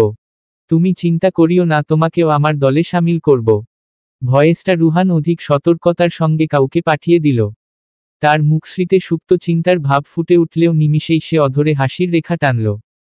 জেবার গাল টেনে আহ্লাদি স্বরে বলে, এ তো সুখবর, চলো আমি আর তুমি মিলে ওদের বিয়েটা উপভোগ করি। এ কি বলছো? ভাইয়া সেখানে যেতে নিষেধ করেছে তো। এই সেখানেটা আবার কোথায়? সঙ্গে সঙ্গে আড়ালে টেপ রেকর্ডার চালু করল রুহান। জেবা মিষ্টি হেসে বলে, ভাইয়ার পুড়ে যাওয়া ফ্যাক্টরিতে। আজই কিডন্যাপ করেছে ভাই ওকে। পোড়া বিদঘুটে গন্ধে আরোরার বমি আসার উপক্রম। মুখে কাপড় বাঁধা সত্ত্বেও নাকে এই বাজে গন্ধটা এসে ঠেকেছে। আরোরার সামনেই ইয়ামিন কাজীর সাথে কথা বলছে। কাজীকে দেখেই বোঝা যাচ্ছে কাজীকে হুমকি ধামকি দিয়ে এখানে আনা হয়েছে। আরোরা তার পেছনের হাতের বাঁধন খোলার আপ্রাণ প্রচেষ্টা চালায়, কিন্তু এতই শক্ত বাঁধন আরোরার হাতের অংশে রক্তিম বর্ণ ধারণ করেছে। আরোরার চোখ এবং ঠোঁট বড্ড জ্বালা করছে। সারাদিন ধরে কান্না করেছে, চোখ আর কতটা ভালো থাকতে পারে? ইয়ামিন বেশ কয়েকবার তার গালে চড় মেরেছে, যার ফলে তার ঠোঁট কেটে রক্ত বেরিয়েছে। সেই ঠোঁটের জ্বালার মাঝেই আবার মুখে কাপড় বেঁধেছে। আরোরার চোখ আবারও ঝাপসা হয়ে এসেছে। মনে পড়ে যাচ্ছে ফায়ানের সাথে কাটানো প্রতিটি মুহূর্ত। আচ্ছা, সে কি এই নরকে সারা জীবনের মতো ফেঁসে যাবে? পারবে না ফায়ানের কাছে ফিরে যেতে? সত্যিই কি ইয়ামিন নামক কালো ছায়া তাকে নিঃস্ব করে দিবে? আরোরা শূন্য দৃষ্টি উপরে দৃষ্টি নিক্ষেপ করল। উপরওয়ালা ব্যতীত তার সামনে আর কোনো পথ নেই। ইয়ামিন কাজীর সঙ্গে কথা বলে আরোরার বরাবর হাঁটু গেড়ে বসে। অতঃপর ঠোঁট বাঁকিয়ে বলে, be ready for Mrs Yamin Hawladar, আমিও দেখব আজ আমার হওয়া থেকে তোমায় কে বাঁচায়। আরোরার উপর জোর জবরদস্তি করা হয়। যখন ইয়ামিন দেখল আরোরা কিছুতেই রাজি না, তখন সে হুঙ্কার ছাড়ল কাজীর উদ্দেশ্যে। কাজী কিঞ্চিত কেঁপে ওঠে ইয়ামিনের হুঙ্কারে। রেজিস্ট্রি ব্যাপার বের করো, সাইন না করলেও আঙুলের ছাপ দিয়ে দিবে, ফাস্ট। কাজী অনেকটা আতঙ্কিত হয়ে রেজিস্ট্রি পেপার গুছাতে লাগল। আরোরার বাঁধন খুলে দেয়া হলেও পায়ে বাঁধন ছিল। আরোরা তাড়াহুড়োয় বাঁধনটা খুলতে পারছিল না। শেষে উপস্থিত বুদ্ধি কাজে লাগিয়ে সে এক প্রকার লেসরিয়ে পালানোর চেষ্টা করল। কিন্তু ইয়ামিনের থেকে পালাতে পারল না। তার সকল কার্যই বিফলে যায়। ইয়ামিন যেই আরোরাকে আরেক চড় মারতে যাবে, তখনই অদূর থেকে লোহার খণ্ড ছিটকে গেল, যেটা ডিরেক্ট ইয়ামিনের মাথায় গিয়ে লাগে। ইয়ামিন টাল সামলাতে না পেরে বালিতে লুটিয়ে পড়ে। আরোরা তা দেখে ঝাপসা দৃষ্টিতে চারপাশে চোখ বুলালো। ইয়ামিনের লোকদের কালো পোশাকধারী গার্ডরা মেরে যাচ্ছে। অতঃপর আরোরা সামনে অনাকাঙ্ক্ষিত মানুষটিকে দেখতে পেল।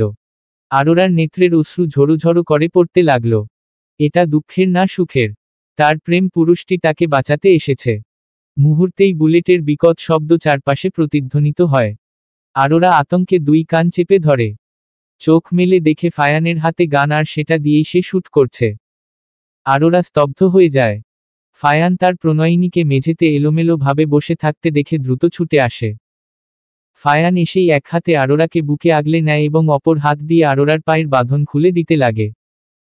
বাঁধন খোলা শেষ হতেই ফায়ান আরোরার মুখশ্রীতে তাকায়, আরোরাও বুক থেকে মাথা সরিয়ে নির্লিপ্ততা দৃষ্টিতে ফায়ানের দিকে তাকায়।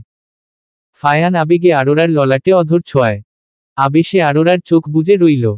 অতঃপর ললাটে ললাট লাগিয়ে ফায়ান ক্ষিপ্ত গলায় বলে উঠে, সরি আমার লক্ষ্মীটি, আজ আমার ভুলের জন্যে তোমার এই হাল।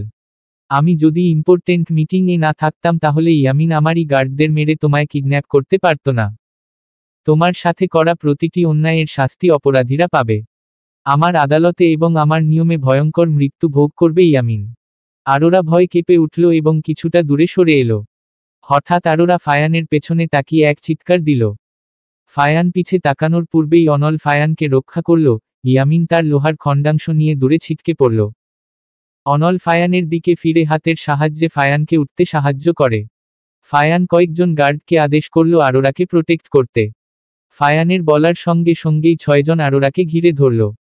আরোরা ওভাবেই নির্বিকার হয়ে বসে রইল এবং ফায়ানের হিংস্রতা নিশ্চুপ হয়ে দেখতে লাগল। ইয়ামিনের ভাড়া করা সব গুন্ডাদের কিছুক্ষণের মধ্যেই মেরে ফেলা হয়। ফায়ান এখন ইয়ামিনকে অনবরত মারছে।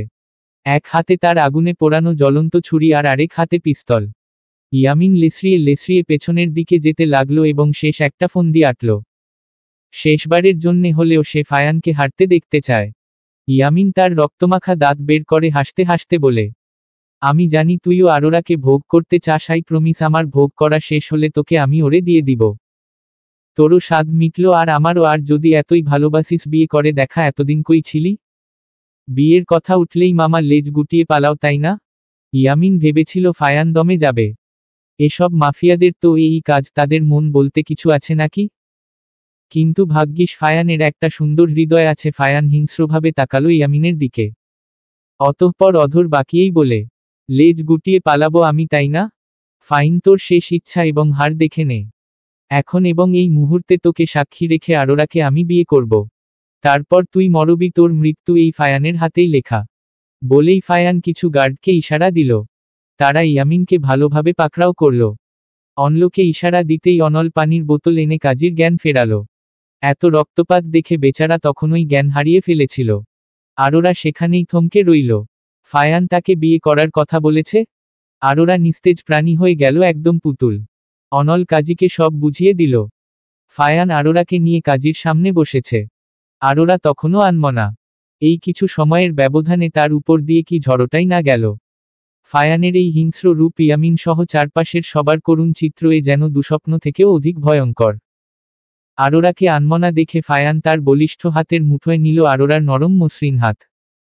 আরোরা বাস্তবে ফিরে এবং আতঙ্কিত হয়ে ঘাড় ঘুরিয়ে ফায়ানের দিকে তাকায়। ফায়ান আরোরাকে আশ্বাস দিয়ে বলে, ভয় পেও না, আমি আছি তোমারই পার্শ্বে। কবুল বললে বলে দিও প্লিজ। ফায়ান যে এখনো হিংস্র রূপে আছে সে সম্পর্কে আরোরা অবগত। আরোরার সামনে সে সবসময়ই নিষ্পাপ মলিন ব্যবহার করে। আর মাঝে মধ্যে ওই যা একটু রেগে ধমক দেয় আর কি। আরোরা নিরুত্তর শুধু শূন্য নজরে তার পার্শ্বে বসা যুগটিকে দেখতে লাগলো। হঠাৎ আরোরাকে কবুল বলতে বলা হলো। আরোরা কিছুটা সময় নিয়ে বলে কবুল। ফায়ানের পর্ব আসলে সে চিৎকার করে ইয়ামিনের দিকে তাকিয়েই বলে, আলহামদুলিল্লাহ, কবুল কবুল কবুল। ফায়ানের বচন পুরো পরিত্যক্ত ফ্যাক্টরিতে প্রতিধ্বনিত হয়। বিয়ে সম্পন্ন হতেই কাজী মোনাজাত ধরল। ইয়ামিন মোনাজাত না ধরলে এক গার্ড তাকে চড় থাপ্পড় মেরে জোর জবরদস্তি মোনাজাত ধরালো। মোনাজাত শেষ হতেই ফায়ান কিছুক্ষণ তার বিবাহিতা স্ত্রীর দিকে তাকিয়ে রইল। অতঃপর এক তৃপ্তির নিঃশ্বাস নিয়ে ফায়ান উঠে দাঁড়ায়। সঙ্গে সঙ্গেই ইয়ামিনকে গার্ডরা ছেড়ে দেয়। ইয়ামিনের মধ্যে পাহাড়সম ভয় ঘিরে ধরে। সে আকুতি মিনতি করতে করতে পিছে যাচ্ছে। কাজী এই সুযোগে কোনোরকমে পালিয়েছে। ফায়ান কয়েকজন গার্ডের উদ্দেশ্যে বলল, আরোরাকে আমার গাড়িতে নিয়ে যাও ফাস্ট। বেশ ভয়ঙ্কর শোনালো ফায়ানের কণ্ঠস্বর। গার্ড এবং অনল স্বয়ং আরোরাকে নিয়ে বাহিরে চলে গেল। বালিতে পড়ে থাকা ছুরি পুনরায় গরম করে এনে দেয় গার্ড। সেটা ফায়ানের হাতে তুলে দেয় সে। আরেকজন গার্ড ফায়ানের অপর হাতে গান ধরিয়ে দেয়। ছুরিটা থেকে ধোঁয়া বের হচ্ছে, যার ফলে ছুরিটাও বেশ ভয়ঙ্কর লাগছে। ইয়ামিন প্রথমবারের মতো ভয় কেঁদে দেয়। ইয়ামিনের আকুতি ফায়ানের কর্ণগোচর হল না। সে এক ছুটে ইয়ামিনের সামনে হাঁটু গেড়ে বসে এবং ছুরিটা দিয়ে তার ডান হাতে কোপ দেয়। ইয়ামিন চোখে আর্তনাদ করে উঠল এবং অনবরত করতেই থাকল। ফায়ান হিংস্রের মতো বাম হাতেও কোপ দিল। ইয়ামিনের আর্তনাদ শুনে ফায়ান পৈশাচিক হাসি দিল। অতঃপর বলল, কেমন লাগছে? ধারালো ছুরির সাথে আগুনের তাপ নিশ্চয়ই খুব কষ্ট হচ্ছে। এখনো তো কিছুই করলাম না ম্যান, তুই কি ভেবেছিস তোকে সহজ মৃত্যু দিব? একদম না। সাপের লেজে পা দিয়েছিস তুই, এই সাপ তোকে একটা ছোবল নয় খুবলে খাবে তোকে। কাতরাতে কাতরাতে মরবি তুই। বলেছিলাম না আমার জানের দিকে চোখ তুলেও তাকাবি না? দেখ কঠোর যন্ত্রণা সহ্য করতে করতে মরবি। বুঝবি এই ফায়ান কি ভয়ঙ্কর জিনিস। আমি ফায়ার আগুন তোকে ঝলসে দিব, আমি সহ্য করতে পারবি তো? বলেই পেটে গভীরভাবে ক্ষত করল। ইয়ামিন চেঁচালো। ইয়ামিনের হাতের দুই তালুতেও ছুরি দিয়ে পোঁচ দেয় ফায়ান। অতঃপর হাতের দিকে তাকিয়ে আফসোসের সুরে বলে, আজ যদি আমার জানের গায়ে হাত না তুলতি তোর এই হাত বেঁচে যেত। কিন্তু আফসোস, তুই তো কুকুরের লেজ, যা কখনো সোজা হয় না। বলেই দু পায়ে গুলি করল। কাছ থেকে গুলি করাই গুলি দুটি বেরিয়ে গেছে।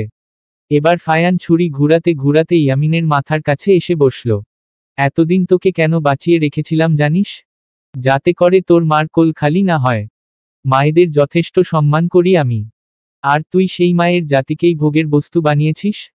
বলেই সজোরে এক চোখে ছুরি বসিয়ে দেয়। এবার ইয়ামিন পূর্বের চেয়ে অধিক জোরে আর্তনাদ করে উঠল। এত যন্ত্রণা সহ্য করতে না পেরে ইয়ামিন সেখানেই মৃত্যুবরণ করল। ফায়ান তার মনের মতো ঝাল মিটিয়ে উঠে দাঁড়ায়। অতঃপর তার গার্ডদের উদ্দেশ্যে বলে, সকল প্রুভ মুছে আবারও পুড়িয়ে দাও এই ফ্যাক্টরি। পুড়ে ছাই হোক সকল কালো সত্তা, ইয়ামিনের দেহসহ সকলের দেহের হাড্ডি ব্যতীত কিছু যেন না দেখি। আপনি নিশ্চিন্তে যান স্যার, এগুলো আমাদের বা হাতের কাজ। ফায়ান উত্তর দিল না। ললাটের পাশের নিজের ছোট ক্ষতটির রক্ত মুছতে মুছতে সে বেরিয়ে গেল। আইমান দরজা খুলতেই আরোরাকে কিছুটা আহত অবস্থায় ফায়ানের কোলে আবিষ্কার করল। ফায়ান নির্বিকার হয়ে আইমানের পাশ কাটিয়ে ভেতরে ঢুকে পড়ল বিনা বাক্যে। আইমানকে কোনো প্রশ্ন করার সুযোগ পর্যন্ত দিল না। ওদের এরূপ অবস্থায় দেখে উপস্থিত সকলে চমকে উঠলেও আরোরার করুণ অবস্থা দেখে মুহূর্তেই উত্তেজিত হয়ে উঠল। কেউ কোনো প্রশ্ন করার পূর্বেই ফায়ান সকলের উদ্দেশ্যে বলে উঠল, আগে আরোরাকে রেস্ট করতে দিন। চিকিৎসার ব্যবস্থা করুন, প্রশ্ন করার সময় ফুরিয়ে যাচ্ছে না। বলেই ধপধপ পা ফেলে ফায়ান আরোরার রুমের দিকে যেতে অগ্রসর হয়। ফায়ানের আনন্দ আজ আকাশচুম্বী। আরোরাকে বাসায় দিয়ে সে কোনোরকমে বাসায় গিয়ে গোসল সেরে গায়ে পাঞ্জাবি জড়িয়ে দ্রুত মসজিদের দিকে হাঁটা দেয়। তাদের এলাকার মসজিদের ইমাম তাকে বেশ ভালো করেই চেনে। ফায়ান বিনা দ্বিধায় ইমামকে অনুরোধ করে যেন তাকে নফল নামাজ পড়তে শিখিয়ে দেয়। ফায়ান তার ছোটমার থেকে শুনেছে, যখনই তুমি আল্লাহর পক্ষ থেকে কোনো সুসংবাদ অথবা তোমার দোয়া কবুল হতে দেখবে সেক্ষেত্রে নফল নামাজ পড়ে তার শুকরিয়া জ্ঞাপন করতে হয়। নামাজ ব্যতীত আলহামদুলিল্লাহ বলে শুকরান গুজার করতে পারবে। এতে আল্লাহ সন্তুষ্ট হন। ছোটমা বেশ ধার্মিক মানুষ, তার এসব সম্পর্কে বেশ জ্ঞান আছে। তবে ফায়ান সাধারণভাবে নামাজ সম্পর্কে অবগত হলেও নফল নামাজের দোয়া এবং পড়ার নিয়মাবলী জানে না। ইমাম সন্তুষ্টি মনেই ফায়ানকে সবটা শিখিয়ে দেয়। ফায়ান সব রপ্ত করে দেরি না করে অজুখানার উদ্দেশ্যে ছুটে যায়। কি ব্যাপার আমার পুত্র, আজ তুমি এত খুশি যে আমার থেকে নফল নামাজ শিখলে? কোনো সুসংবাদ? ফায়ান বাঁকা হাসল, তসবিহ সহ পাঠ করতে করতে স্মিত হেসে বলল, আল্লাহ আমার সবচেয়ে বড় দোয়া কবুল করে নিয়েছেন হুজুর, যাকে আমি প্রাণপণে চেয়ে এসেছি তার সঙ্গে আমার পবিত্র বাঁধন জুড়েছে। তার দরবারে না এসে কি করে পারি বলুন তো? আমি যেটাকে কঠিনভাবে নিয়েছিলাম উনি তা সহজভাবে করে দিয়েছে। শুকরান আলহামদুলিল্লাহ। হুজুর হাসে। অতঃপর ফায়ানের প্রবাসে বসে প্রশ্ন করে, তা কোন অমূল্য রত্ন চেয়েছিলে শুনি, যার জন্যে আমার ফায়ান পুত্র নিজ থেকে মসজিদে ছুটে এসেছে? আমার ভালোবাসা, অর্থাৎ আমার বউকে। এশারের ও আত্ম আজানের ধ্বনি চারপাশে নিবিড়ভাবে প্রতিধ্বনিত হচ্ছে। হিম বাতাসে নিমজ্জিত পরিবেশ। আরোরা বিছানায় গা এলিয়ে জানালা ভেদ করে বাহিরের বিশাল অম্বরের দিকে তাকিয়েছিল। তার দৃষ্টি আনমনা। আজানের ধ্বনিতেই তার ধ্যান ভাঙ্গে মূলত। আরোরার চারপাশে চোখ বুলিয়ে নেয়। হাতের ব্যান্ডেজটার দিকে দৃষ্টি বুলায় সে। অতঃপর বিয়ে এবং ফায়ানের ভাবনা আবারও মস্তিষ্কে হানা দিতেই আরোরা তপ্তশ্বাস ফেলে। আবারও আজানের ধ্বনি কানে আসে। আরোরা উঠে বসে এবং বিছানা ছেড়ে নেমে দাঁড়ায়। অতঃপর ওয়াশরুমের দিকে যেতে অগ্রসর হয়। অজু সেরে জায়নামাজ বিছিয়ে নামাজে দাঁড়ায় আরোরা। নামাজ সেরে মোনাজাতে আসতেই কিছুক্ষণ নিশ্চুপ হয়ে রইল। অতঃপর আল্লাহর কাছে বলতে লাগল, আমি জানি না মাবুদ, আপনি আমায় কোন দিকে নিয়েছেন, কার সাথে পবিত্র বন্ধন তৈরি করেছেন। আমি জানি না মানুষটা সৎ কি না, তবে আজ তার আসল রূপ দেখে আমি কিছুই ভাবতে পারছি না মাবুদ, মস্তিষ্কে আমার প্রশান্তি আসছে না। সারাটা দিন নানান খারাপ কিছুর সম্মুখীন হতে হয়েছে, এই খারাপ মুহূর্তে বিয়ে নামক শব্দ সহ আরেকজন মানুষ আমার সাথে জুড়ে যাবে কে জানত। আমি শান্তি চাই প্রভু, আপনি আমায় বুঝো দিন, পরিস্থিতি সামলানোর ধৈর্য দিন। আমি যেন পূর্বের ন্যায় স্যারের সাথে মিশতে পারি। যতই হোক। বলতেই কিছুক্ষণ থেমে যায় আরোরা। অতঃপর আটকে গলায় বলল, যতই হোক উনি এখন আমার স্বামী, তাকে এবং আমার পরিবারকে সুস্থ এবং ভালো রাখুন, আমিন। বলেই আরোরা তার মোনাজাত শেষ করল। বুকের উপর যেন বিরাট পাথর এসে বসেছিল। নামাজের পরপর যেন বেশ হালকা লাগলো তার। জায়নামাজ নিয়ে উঠতেই আইমান রুমে প্রবেশ করল।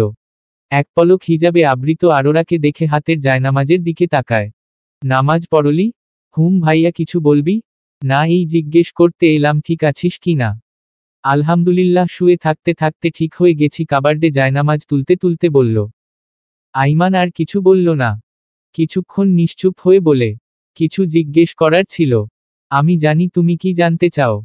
জানিস যেহেতু তাহলে চুপ করে আছিস কেন? আমাদেরও জানা। কি ঘটেছিল? কে তোকে তুলে নিয়ে গেছিল? ইয়ামিন ভাইয়া তপ্তশ্বাস ফেলে জবাব দেয় আরোরা। এক মুহূর্তের জন্যে আইমানের ভেতরটা ধক করে উঠল।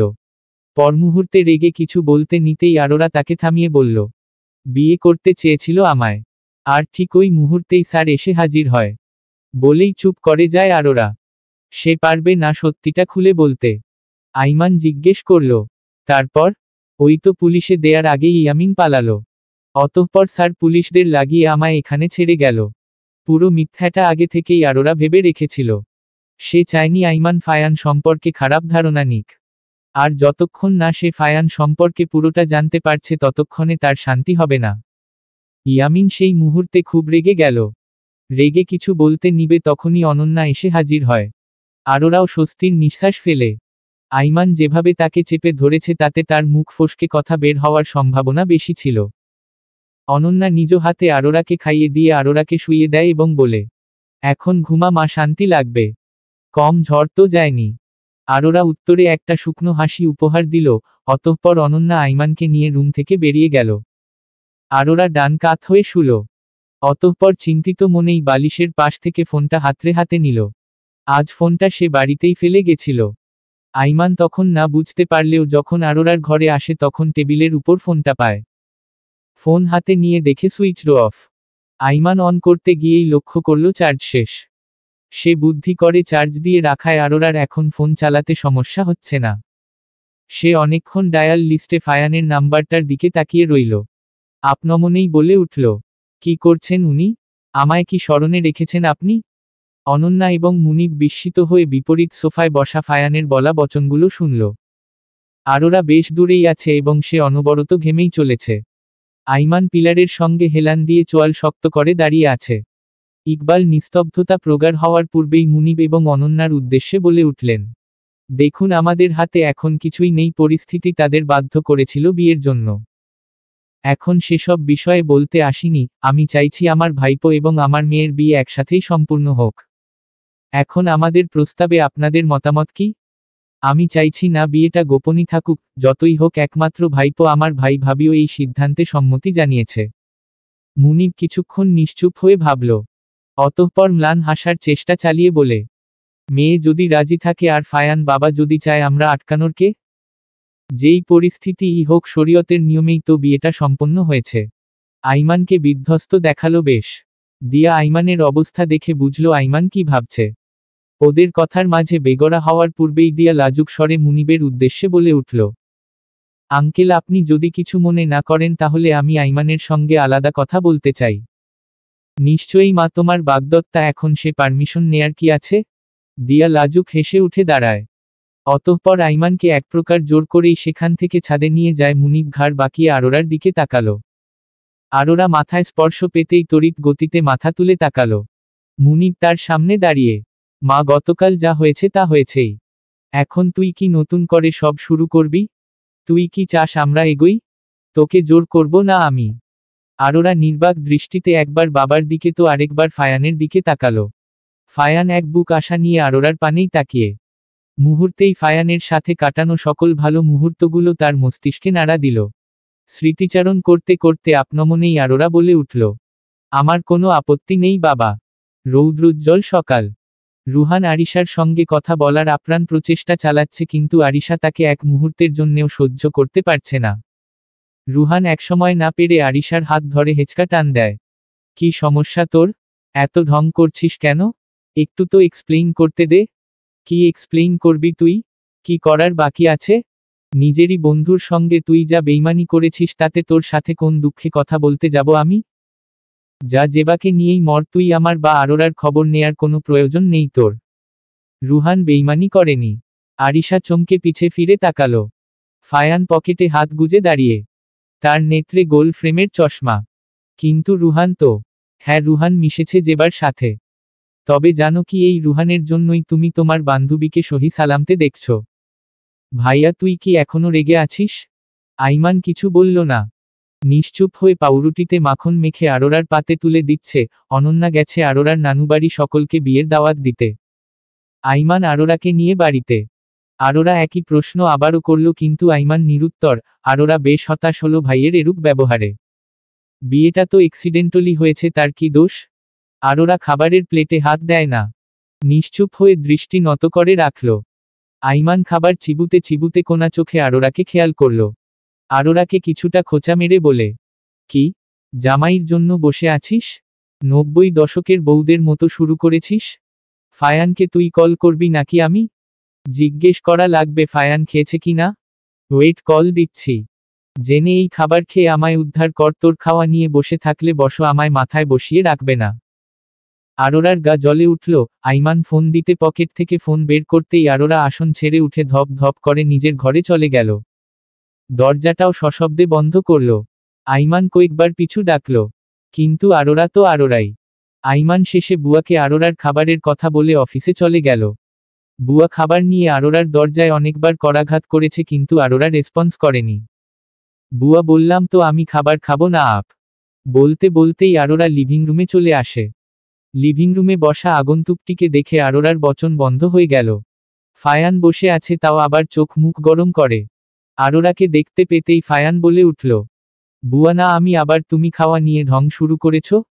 কখনো কি চড় থাপ্পড় খেয়েছ নাকি খাইয়ে টেস্ট করানো লাগবে? আরোরা শুকনো ঢোক গিলে অতঃপর দৌড় দিয়ে আবার রুমের দিকে চলে যায়। দরজা বন্ধ করার পূর্বেই ফায়ান এসে হাত দিয়ে ফেলে। আরোরা আপ্রাণ চেষ্টা করে দরজা লাগানোর, কিন্তু ফায়ানের শক্তির সঙ্গে সে পেরে উঠল না। ফায়ান এক হাতে খাবারের প্লেট নিয়ে ঢুকে দরজা লক করে দেয়। আরোরার অন্তরাত্মা কেঁপে উঠল। খাবারটা টেবিলের উপর রেখে ফায়ান ফোঁস করে বলে উঠল, দ্রুত খাবারটা ফিনিশ করো, আমায় অযথা রাগিও না। আমার রাগ তোমার জন্য অকল্যাণকর। আরোরা পিছে কদম দিতে দিতেই বলতে লাগল, আমি আপনার কথা কেন শুনব? বের হন আমার রুম থেকে, আপনি একটা গুন্ডা। ফায়ান হঠাৎই আরোরার সামনে এসে দাঁড়ায় এবং আচমকা আরোরার কোমর জড়িয়ে নিজের খুব কাছে টেনে এনে ফিসফিস করে বলে, হ্যাঁ আমি গুন্ডা, কিন্তু তুমি এই গুন্ডারই বউ। এখন তুমি খাবে নাকি আমি আমার গুন্ডামির স্টাইলে তোমায় এই খাবারগুলো গেলাবো? নাও চয়েজ ইজ ইয়োর্স। বলেই আরোরাকে কোলে তুলে নেয়। আরোরা এক চিৎকার দিয়ে হাত পা ছুটতে থাকে। এ কি করছেন? কোলে তুলেছেন কেন? না মান। বাসর করব তাই আমার বউকে কোলে নিয়েছি, তোমার কোনো প্রবলেম? এখন চেঁচামেচি বাদ দেও ডাফার। আরোরার কলিজা শুকিয়ে এলো ভয় ভীতি দৃষ্টিতে ফায়ানের দিকে তাকিয়ে আছে। অনুভূত হলো তার ললাট বেয়ে ঘাম গড়িয়ে পড়ছে। আজ বুঝি তার রক্ষা নেই? ফায়ান আরোরার ভাবনার কিছুই করল না। বিছানায় বসিয়ে খাবার নিয়ে আসে সে। অতঃপর রুটিটা আরোরার মুখের সামনে ধরল। আরোরা বেকুব দৃষ্টি তখনও ফায়ানের দিকে নিবন্ধ। ফায়ান ভেতরে ভেতরে মুচকি হাসি দিচ্ছে। আমার রূপ বেয়ে বেয়ে পড়ছে না, ব্রেকফাস্ট দ্রুত ফিনিশ করো। রেডি হও। আরোরা চোখ বড় বড় করে ফায়ানের দিকে তাকালো। অতঃপর জিজ্ঞাসু স্বরে বলে উঠল, কেন? আমার সাথে বাড়ি যাবে তুমি? ছোটমা তোমায় নিয়ে যেতে বলেছেন। ফোনের মধ্যে দৃষ্টি নিবন্ধ করেই বলল ফায়ান। আরোরা বিড়বিড় করতে করতে কাবার্ড খুলল। ফায়ান আবারও পেছনে হতে বলে উঠল, এই তোমার কি শাড়ির কম পড়েছে? শাড়ি নেই কেন? আমি শাড়ি পরি না, তাই রাখি না। ফায়ান ভ্রু কুঁচকাল। অতঃপর ফোন রেখে সে নিজেই কাবার্ড হাতাতে লাগল। পুরো কাবার্ড খুঁজে মাত্র 3টা শাড়ি পেল সে। ফায়ান সেগুলো হাতে নিয়ে গোল গোল চোখে দেখতে লাগল। ললাটে কিঞ্চিত ভাঁজ। আরোরা নীরব দর্শকের ভূমিকা পালন করছে। সামনের মানুষটির হাবভাব বোঝার জো পাচ্ছে না। ফায়ান একপ্রকার হুমকি দিয়েই বলে উঠল, শপিংয়ে তোমার জন্য বাড়তি শাড়ি আমি নিব, ওয়েট, আমার বউকে শাড়িতেই আবৃত করে রাখবো আমি। ফায়ানের এমন বচনে আরোরা হতভম্ব হয়ে গেল। আরোরা গোল গোল চোখে আমতা করেই বলল, আমি শাড়ি পরতে জানি না। তো শাশুড়ি মায়ের থেকে শিখে নিবা। কয়েকটা প্যাচ দিলেই তো এনাফ, এত না পারার কি আছে? ফায়ানের এমন উত্তরে আরোরার মুখ ঘুচে গেল। সে বিনা বাক্যে পছন্দের একটা ড্রেস নিয়ে ফায়ানকে রুম থেকে বের করে দিল। ফায়ান বেচারা নিজের ফোনটাও নিতে পারল না। এদিকে আরোরা লাল হয়ে আছে। কি বলল সে? কয়েকটা প্যাচেই শাড়ি পরা হয়ে যায়? এতই যখন অবুঝ, বিয়ে করেছে কেন? প্রথমবারের মতো আরোরা ফায়ানের বাড়ি অর্থাৎ তার চাচ্চুর বাড়িতে এসেছে। ছোটমা তো আরোরাকে নিয়ে কি খুশি। আরোরা আসতেই ছোটমা ফায়ানকে ভুলে আরোরার যত্ন করতে লাগল। এই নিয়ে অবশ্য ফায়ানের মাথা ব্যথা নেই। সে এসব ভালোবাসাময় খুনোশুটি দেখতে বড্ড ভালোবাসে। সেখানে তার প্রণয়িনীর হাসিটা তার বড্ড প্রিয়। ফায়ান ওদের দেখতে দেখতেই উপরে চলে গেল।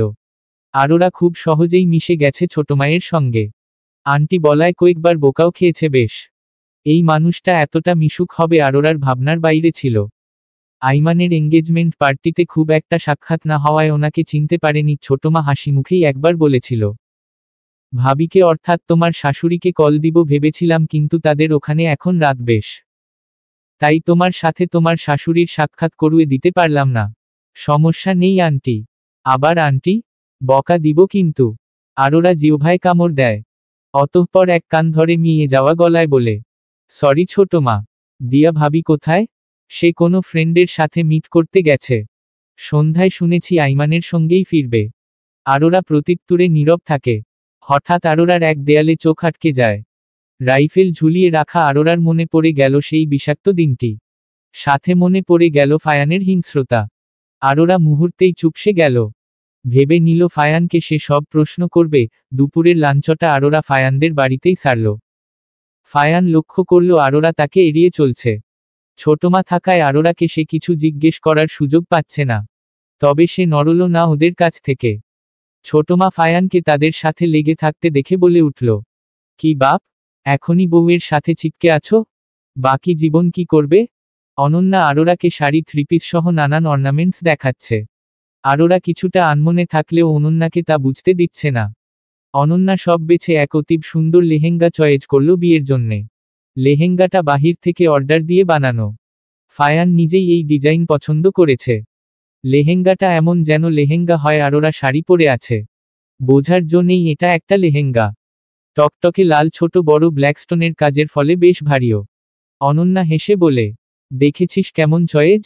আমি তো প্রথমে শাড়ি ভেবে ভুল করেছিলাম। এই লেহেঙ্গার সাথে এই জুয়েলারি মানাবে কি বলিস? পাশ থেকে আরিশা জুয়েলারি দেখতে দেখতে বলে, অবশ্যই মামি, কি গর্জিয়াস কাজ। আমি তো তোর এই লেহেঙ্গার প্রতি ক্রাশ খেয়ে গেছি। না জানি আমাদের এই পরীকে লেহেঙ্গা পরিহিত অবস্থায় কত সুন্দর লাগবে। আরোরার চিবুক ধরে বলল আরিশা। আরোরার অদ্ভুত কারণে হুট করেই লজ্জা লাগতে শুরু করল। সে বিনা বাক্যে দৃষ্টি নত করে লেহেঙ্গার এক অংশ আলতো খামচে ধরল। কল্পনা করতে লাগলো এই অসাধারণ লেহেঙ্গাতে তাকে ঠিক কেমন লাগবে। ফায়ান কি তার দিকে হা করে তাকিয়ে থাকবে? আরোরার লজ্জা আরও তীব্র হয়। কান দিয়ে যেন ধোঁয়া বের হচ্ছে তার। বিয়ের পোশাক শেষে হলুদের পোশাক নিয়ে কথোপকথন শুরু হলো। হলুদেও লেহেঙ্গা পাঠিয়েছে ফায়ান, তবে এটা ভারী নয়। দামি হলেও লেহেঙ্গা বেশ পাতলা হলুদ বর্ণের। হলুদ লেহেঙ্গার সঙ্গে ম্যাচিং ফুলের জুয়েলারি। হলুদের অনুষ্ঠান আগামী পরশু ভাবতেই আরোরার বুকটা ধক করে উঠল। সকাল সকাল আরোরার ডাক পড়ল ছোটমার। ছোটমা নাকি কি দিবেন আরোরাকে। আরোরা ছোটমার কথা ফেলতে পারেনি। তাই সুন্দর করে রেডি হয়ে মাথায় ঘোমটা উঠিয়ে বেরিয়ে যায়। আইমান ওদের বাসায় দিয়ে যায়। আরোরা আইমানকে সঙ্গে আসতে বললে আইমান বলে, বিয়ের আগে তুই বেহায়ার মতো শ্বশুরবাড়ি ঢুকতে পারিস, কিন্তু আমি নই। আরোরার পুরো গা জ্বলে যায়। আইমানকে কয়েক ঘা দিয়ে আইমানের সঙ্গে চলে যাওয়ার আগেই ছোটমার পিছু ডাক পড়ে। আরোরা এবং আইমান থমকে যায়। আরে আরোরা, চলে যাচ্ছ কেন? ভেতরে আসো। আইমান আরোরার দিকে তাকিয়ে এমন দাঁত কেলালো আরোরার সেই মুহূর্তেই ইচ্ছে করছিল আইমানের গলায় ওড়না শক্ত করে বেঁধে ঝুলিয়ে রাখতে। কিন্তু তার এই ইচ্ছেটা অপূর্ণ রেখে সে ছোটমার দিকে এগিয়ে গেল। বাসায় ভেতরে গিয়ে দেখল ডেকোরেশনের কাজ চলছে। কিন্তু অবাক করার বিষয় কোনো মেহমান আসেনি। আরোরার অব্যক্ত প্রশ্নটার উত্তর ছোটমা নিজে থেকেই দিয়ে দেয়। মেহমান কেউ আসেনি আরোরা, তাই তুমি নিশ্চিন্তে থাকো। ওরা দুপুরের পরপরই আসতে থাকবে। আর কয়েকজন আসলেও দিয়ার ফ্রেন্ডরা এসেছে যারা এই সাত সকালে ঘুমে কাত। আরোরা উত্তরে শুধু বিনয়ই হাসল।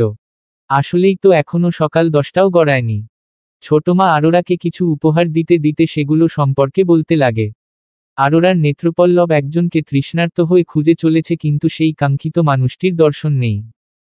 ছোটমা আরোরার খুঁজাখুঁজি সহজেই ধরে ফেলে। ছোটমা উপহারগুলো গুছাতে গুছাতেই বলে উঠল, ফাই ঘুমোচ্ছে। দোতলার দক্ষিণের শেষ ঘরটা ফায়ানের। তাকে জাগিয়ে নিয়ে আসো তো। কাজ তো হাতে কম নেই সাহেবের, আগামীকাল বিয়ে আর সে পড়ে পড়ে ঘুমাচ্ছে। আরোরা কিছুটা লজ্জা পেল। সে যাবে কি যাবে না দ্বিধায় পড়ে গেল। ছোটমা আরেকবার যেতে বলতেই একপ্রকার বাধ্য হয়ে সে সিঁড়ির দিকে যেতে অগ্রসর হয়। অবশেষে গুটি গুটি পায় ফায়ানের রুমের সামনে এসে দাঁড়ালো। দরজায় নক করার আগেই খেয়াল করল দরজা ভেজানো। আরোরা একটি শুকনো ঢোক গিলে দরজা ঠেলে ভেতরে প্রবেশ করল। পুরো রুম অন্ধকার। দরজা খোলায় ফায়ানের বেডে আলোটা পড়ল। ফায়ান ব্ল্যাঙ্কেটে জড়িয়ে উবুর হয়ে ঘুমোচ্ছে। চোখে আলো পোড়ায় তার ভ্রু কিঞ্চিত কুঞ্চিত হল। ললাটেও স্বল্প ভাঁজ দৃশ্যমান। আরোরা নিঃশব্দে হাসল। অতঃপর ফায়ানের দিকে এগিয়ে তার ঘুমন্ত মুখশ্রী দেখতে লাগল। এই প্রথম ফায়ানের ঘুমন্ত মুখশ্রী দেখার সৌভাগ্য হল তার। আরোরা নির্লিপ্ততা দৃষ্টিতে চেয়ে রইল মুখখানার পানে। পরমুহূর্তে আরোরার মাথায় দুষ্টু বুদ্ধি এলো ফায়ানকে শাস্তি দেয়ার। খুব ধমকেছে মশাই, আজ আরোরা বুঝাবে তাকে ধমকানোর ফল।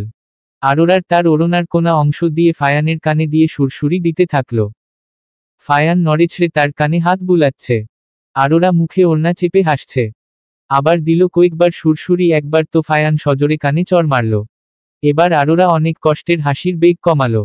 অতঃপর সুরসুরি না দিয়ে কানের সামনের নিজের মুখ নিয়ে গেল। সুরসুরির জ্বালায় ফায়ানের অর্ধেক ঘুম ভেঙ্গে গেছে অলরেডি। আরোরা কানে জোরে চিৎকার দিয়ে তড়িৎ গতিতে দূরে সরে আসলো।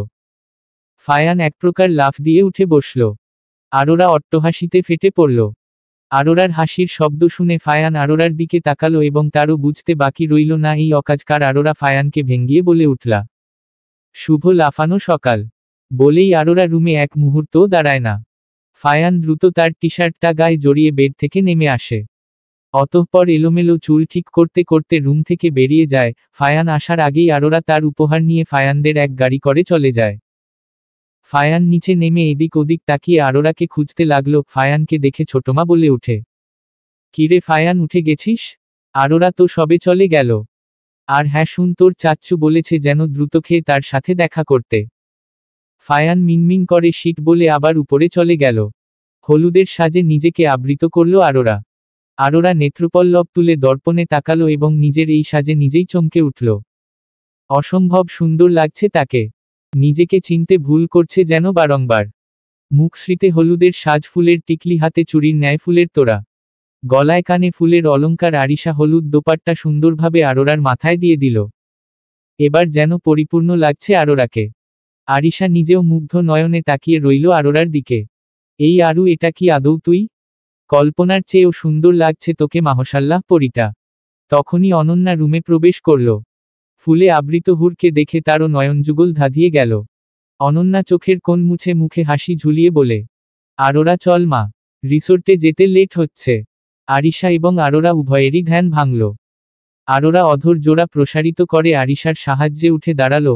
অনন্যা নিজেও এগিয়ে এসে মেয়েকে ধরে নিয়ে বাহিরে বেরিয়ে আসে। আইমান তার কমলা পাঞ্জাবি পরে বৈঠক ঘরে পায়চারি করছে। মুনিব তার শালা অর্থাৎ আরিশার বাবার সঙ্গে বসে আলাপ করতে ব্যস্ত। আরোরা আসতেই তারা বেরিয়ে গেল আগেই।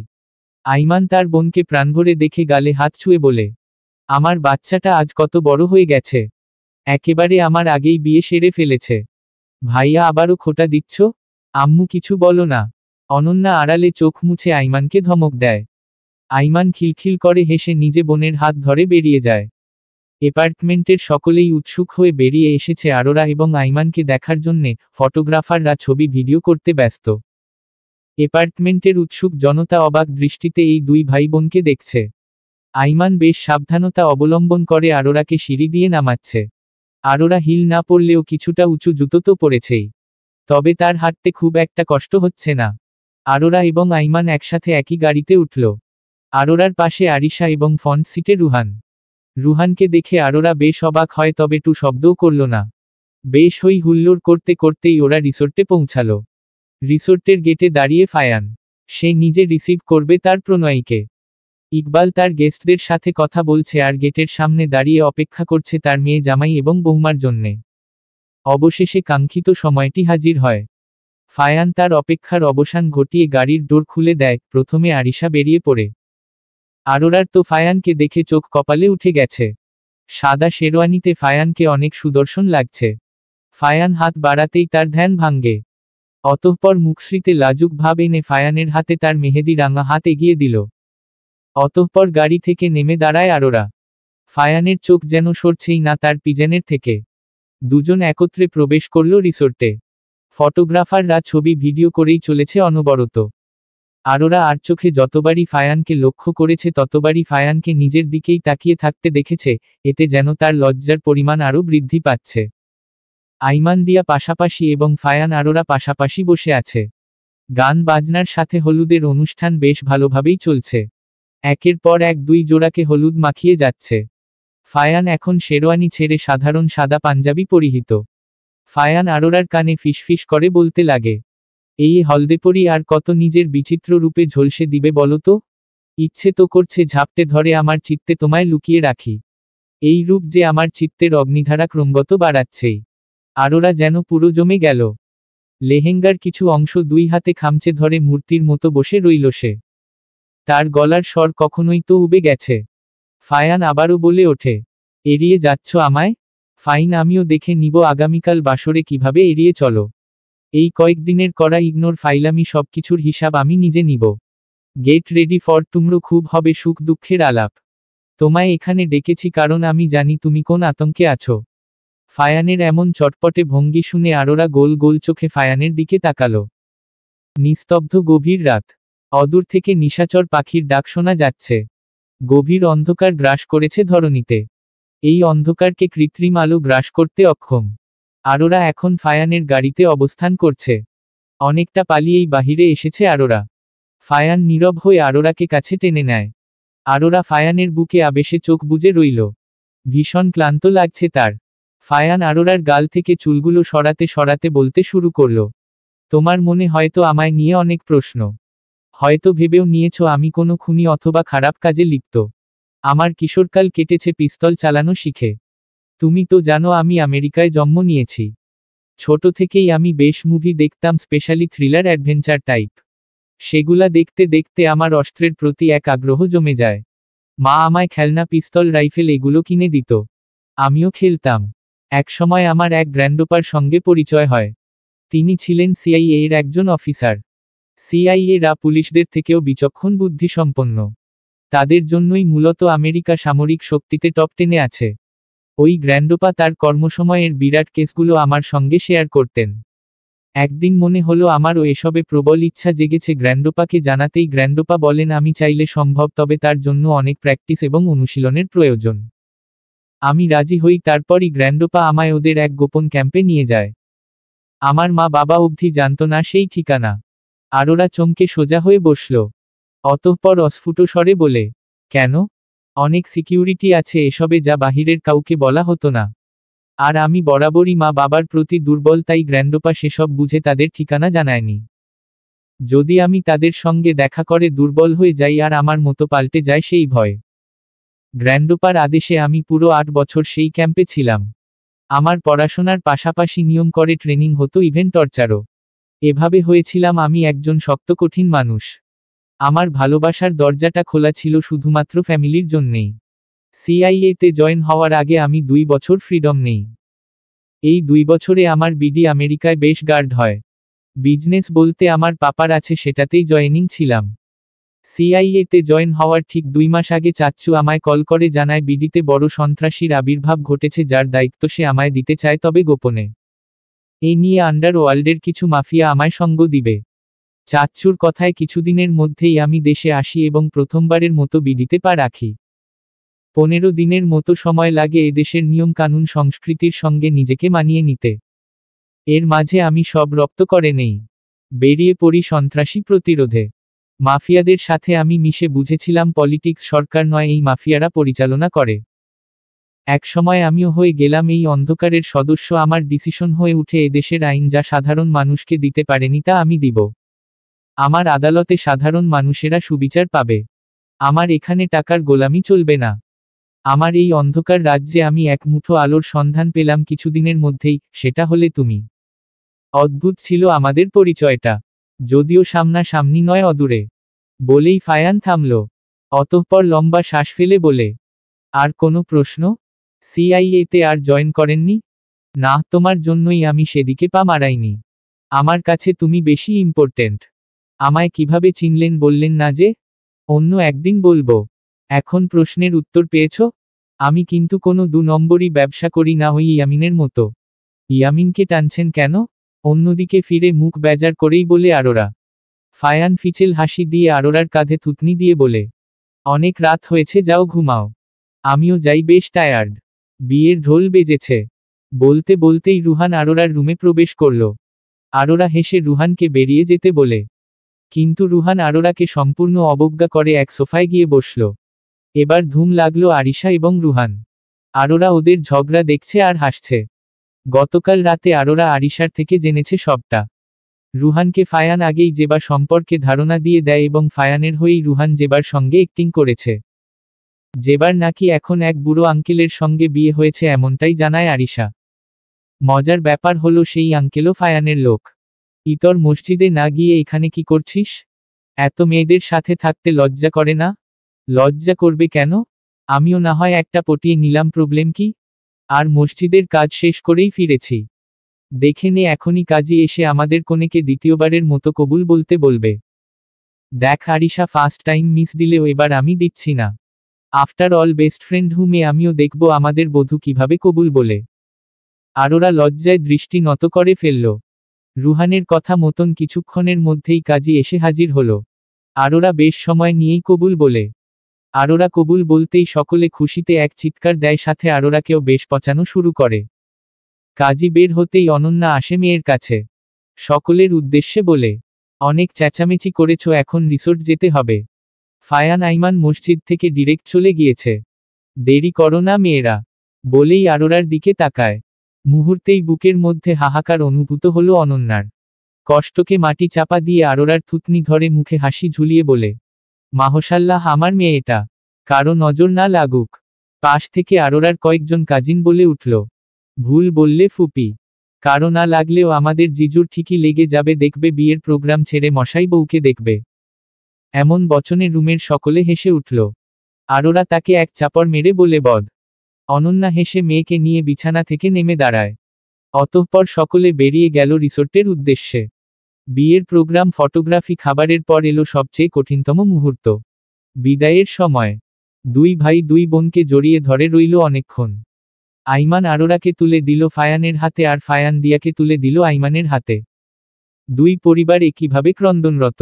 আইমান এবং ফায়ান উভয়ই একে অপরের দিকে তাকিয়ে একসাথে বলে, আমি তোমার বোনকে ভালো রাখব। অতঃপর 2 প্রাইভেট কার দুদিকে চলে যায়। অনন্যা পুরো রাস্তা কেঁদেই চলল। সহ্য করতে পারছে না সে কন্যার বিরহ। প্রতিদিন সকালে আরোরার ঘরে গিয়ে আরোরাকে ডেকে তুলতে পারবে না, নিয়ম করে নিজের হাতে আরোরাকে খাইয়ে দিতে পারবে না। কাঁদতে কাঁদতে একসময় ঘুমিয়ে পড়ে আরোরা। ফায়ান আরোরাকে বুকে নিয়ে ভাবতে থাকে সেদিনের ঘটনা, যেদিন ফায়ান আরোরাকে প্রথম দেখেছিল। ফায়ান সেদিন অনলোকে কিছু সন্ত্রাসীদের ছবি কালেক্ট করতে বলেছিল। সেই ছবির একটির মধ্যে সন্ত্রাসীর ঠিক পেছনে এক হাস্যোজ্জ্বল মুখশ্রী দেখতে পায়। সেই রমণীর মুখশ্রী রোদে চকচক করছিল। ফায়ান কিছুক্ষণের জন্যে থমকে যায়, এভাবেই সে চেয়ে রইল পুরো রাত। নতুন সকালের সঙ্গে তার হৃদয়ও আলোকিত হয় এই কিরণ, অর্থাৎ আরোরাকে নিয়ে। এরপর শুরু হয় আরোরার খোঁজ। 2 দিন সময় লাগলো আরোরার সকল ডিটেইলস সহ তার ছবি সংগ্রহ করতে।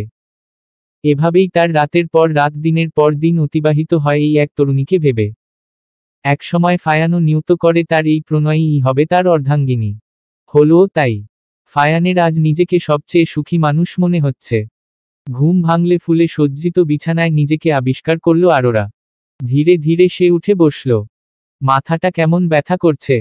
আরোরার নড়াচড়ার সঙ্গে সঙ্গে তার গায়ের অলংকারগুলো শব্দ করে গেল। আরোরা তার হাতের চুড়ি ঠিক করতে করতে সামনে তাকাতেই আরোরা চমকে উঠল।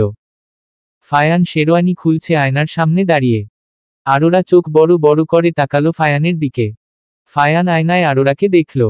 ফায়ান বাঁকা হেসে বলে, এভাবে তাকিয়ে আছো কেন জান? ডোন্ট বি পেনিক, হবে আমাদের বাসর। আরোরা চোখ গরম করে তাকালো ফায়ানের দিকে এবং লজ্জায় জোরতায় দৃষ্টি অন্যদিকে ঘুরিয়ে নিল। ফায়ান অধরজোড়া বাঁকিয়ে শেরওয়ানি খোলায় ব্যস্ত হয়ে পড়ল। আরোরা পুরো ঘরটায় চোখ বুলিয়ে নেয়। বেশ সুসজ্জিত রুমটা। ফায়ানের রুমে সে দ্বিতীয়বারের মতো অবস্থান করছে। পুরো ঘর ফুলে ছড়াছড়ি। বাতি বন্ধ, ছোট ছোট ক্যান্ডেল অনেকগুলো চারপাশে, যার ফলে বেশ আলোকিত রুমটা। এর মাঝেই ফায়ান লাল পাঞ্জাবি পরে আরোরার দিকে এগিয়ে গেল। আরোরা তা টের পেতেই তড়িৎ গতিতে ফায়ানের দিকে তাকালো। শুকনো একটা ঢোক গিলে আরোরা কিছুটা পিছিয়ে গেল। ফায়ান বাঁকা হেসে চট করে আরোরার সামনে বসে গেল। আরোরার গাল ছুঁয়ে অনেকক্ষণ আনমনে তাকিয়ে রইল। আরোরার তো জোরতায় কাঁপাকাঁপি অবস্থা। পারছে না দৌড়ে কোথাও পালিয়ে যেতে। ফায়ান নেশাতুর কণ্ঠে বলে উঠল, ভালোবাসি আমার প্রণয়ী পায়রাকে। তুমি ব্যতীত আমি ফায়ান নিঃস্ব পিজেন। তুমি কি আমাদের এই সম্পর্কের গভীরে পর্যন্ত যেতে অনুমতি দিবে? দিবে কি তোমায় স্পর্শ করার অনুমতি? আরোরা এবার পুরো লাল হয়ে গেল। কি বলবে মুখে, আর তার দু কান দিয়ে যেন উষ্ণ ধোঁয়া বের হচ্ছে। আরোরার এরূপ অবস্থা দেখে ফায়ান হাসল।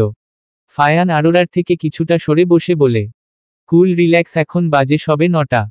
তুমি এই অলংকার খুলে ফেলো। ইজি ফিল হবে। আমি যাই সার্ভেন্টকে দিয়ে খাবারের ব্যবস্থা করি। একসাথে ডিনার করব আমরা। আরোরা দৃষ্টি নত করে রইল, কোনো উত্তর দেয় না। ফায়ান তার মুখ আরোরার কানের কাছে এনে ফিসফিস করে বলে, প্লেট কিন্তু একটা হবে। বিছানার মতো প্লেট অ্যাডজাস্ট করতে দ্বিধা নেই তো? আরোরা লজ্জায় জোরতায় অপর পাশ দিয়ে বিছানা থেকে নেমে গেল।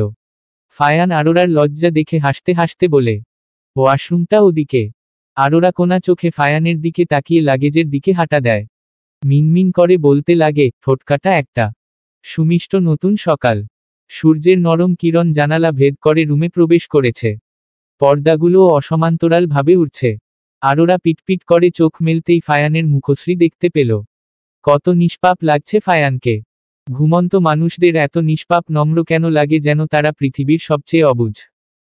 আরোরা আশেপাশে চোখ বুলালো। তৎক্ষণাৎ তার নজর আটকালো দেয়াল ঘড়িতে। 9টা 20। আরোরা তড়িৎ গতি উঠে বসল এবং নিজের অগোছালো শাড়ি ঠিক করতে করতে নেমে দাঁড়ায়। এক পলক ফায়ানের মুখশ্রীর দিকে তাকালো।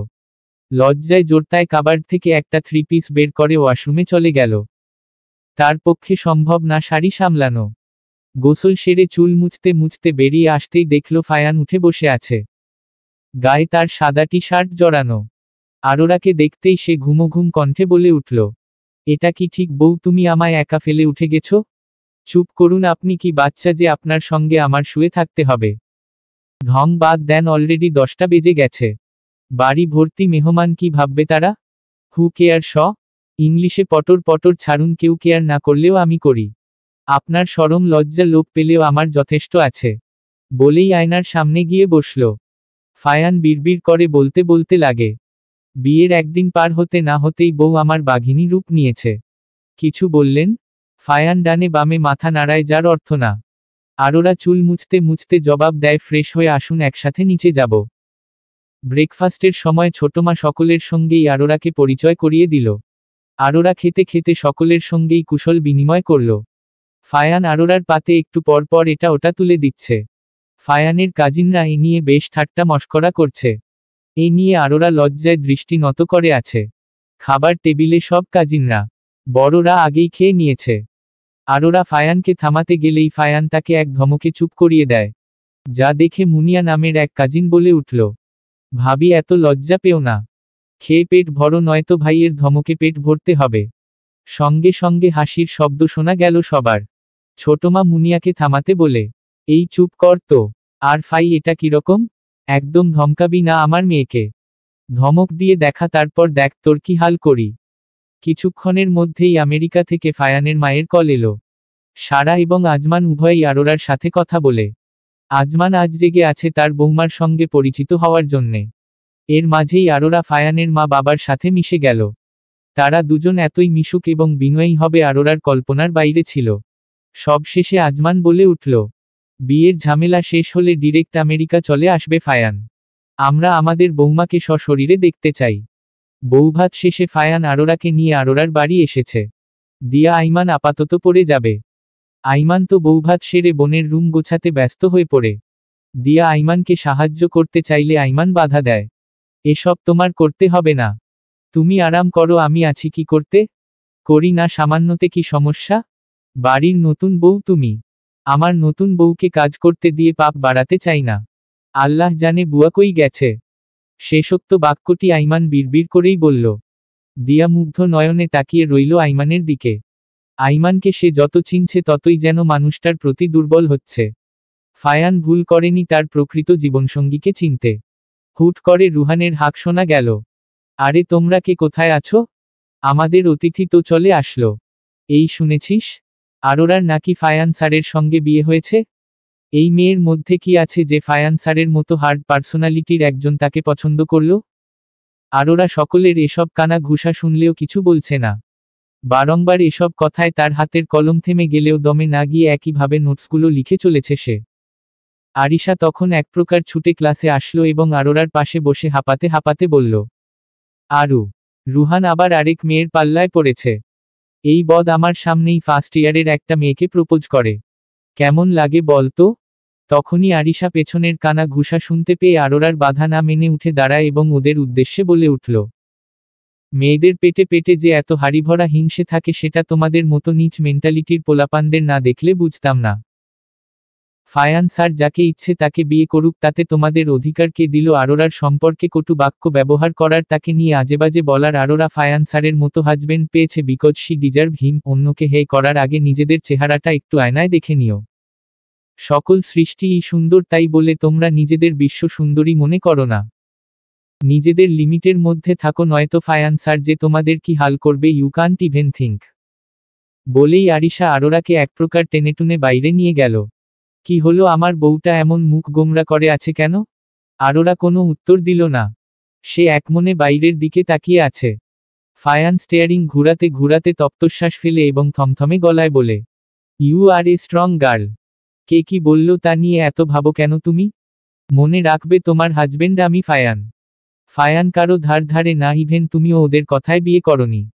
হয় হাসো নয়তো আমি তোমার কোনো বাধা মানব না, ডিরেক্ট অ্যাকশন নিব। শেষোক্ত বাক্যে যেন কাজ হলো। আরোরা থমথমে গলায় বয়ে উঠল, একদম কিছু করতে যাবেন না, তাহলে ইগনোর দেম। কিছুক্ষণ চলল নীরবতা। নীরবতা প্রগাঢ় হওয়ার পূর্বেই ফায়ান বলে উঠল, আগামী পরশু আমরা আমেরিকায় যাচ্ছি। এতদিন যেতে পারিনি কারণ এখানে অফিসের শাখা খোলা নিয়ে বেশ ব্যস্ততায় সময় পার করতে হয়েছে। Now I am free. আমেরিকায় তোমায় ঘুরিয়ে বাবা মাকে নিয়ে একবারে ফিরব। আরোরার অধরে যেন এতক্ষণে হাসি দেখা গেল। সে ফায়ানকে জড়িয়ে ধরে রইল। আরোরা উৎকণ্ঠা হয়ে বলে উঠল, আমি অনেক খুশি, কিন্তু আমার পাসপোর্ট। আরোরাকে এক হাতে জড়িয়ে ড্রাইভিংয়ে মনোযোগী হয়েই ফায়ান বলে উঠল, আমাকে এত কাঁচা ভেবো না বউ। আমার কাজের সঙ্গে তোমার পাসপোর্টও রেডি করেছি। যদিও আমি করিনি, পাসপোর্টের পুরো ক্রেডিট তোমার চাচার শ্বশুরের। চাচ্চু নিজে সব করেছে, তবে অনলো তাকে হেল্প করেছে। আরোরা মুচকি হাসল। তার যেন সুখের শেষ নেই। এত এত আপনজন পেয়েছে, সে আর কি চাই? আরোরা এবং ফায়ান মিলেমিশে লাগেজ প্যাকিং করছে। আগামীকাল ভোরে তাদের ফ্লাইট। আরোরা প্যাকিং করতে করতে বলে, জানেন আমি কখনো প্লেনে উঠিনি, ফরেইনে যাওয়া তো অনেক দূর। ওই এয়ারপোর্ট অবধিই যাওয়া হতো। আমি সত্যি আমার অনুভূতিটা ভাষায় প্রকাশ করতে পারছি না। আল্লাহ তোমার ইচ্ছেগুলো আমার উছিলায় পূরণ করে দিচ্ছে। শুকরান আদায় করো তার দরবারে যে আমার মতো একজন বর পেয়েছ। আরোরা লাজুক হাসল, প্রতিউত্তরে কিছু বলল না। কারণ সে তো জানে এই মানুষটার জন্যে আরোরা কতবার মাবুদের দরবারে শুকরিয়া আদায় করে। আরোরা মিনমিন করে বলে উঠল, আলহামদুলিল্লাহ। সকলে একসাথে বসে ডিনার করল। আরোরার আগামীকাল ফ্লাইট দেখে আরোরার পুরো ফ্যামিলি ফায়ানদের বাসায় এসে হাজির। এমনকি রুহান এবং আরিশাও এসেছে। রুহান ভালোই চালাচ্ছে তার প্রেম। আরিশা তো রুহানের এই প্রেম দেখে আফসোসের স্বরে আরোরাকে বলতে লাগে, সবাই মিঙ্গেল হয়ে গেল, একমাত্র আমি সিঙ্গেল পড়ে রইলাম। হঠাৎ পেছনে থেকে পুরুষালী কণ্ঠে কেউ বলে উঠল, মেকআপ সুন্দরীদের ধোকায় পড়ে না, ছেলেরা আমারই তো কোমর ধরে যায় ওয়াশরুমের বাইরে তোর জন্যে দাঁড়িয়ে থাকতে থাকতে। রুহানের বচনে আরিশা ভীষণ রেগে যায় এবং রুহানের পিছে ধাওয়া করে আরিশা।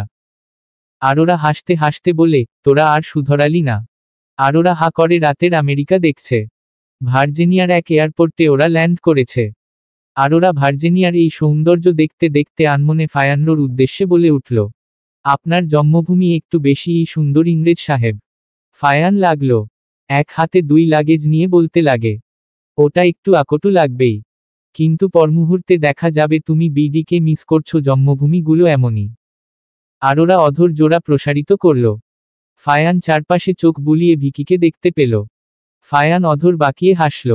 অতঃপর ফায়ান আরোরাকে নিয়ে ভিকির সঙ্গে দেখা করল।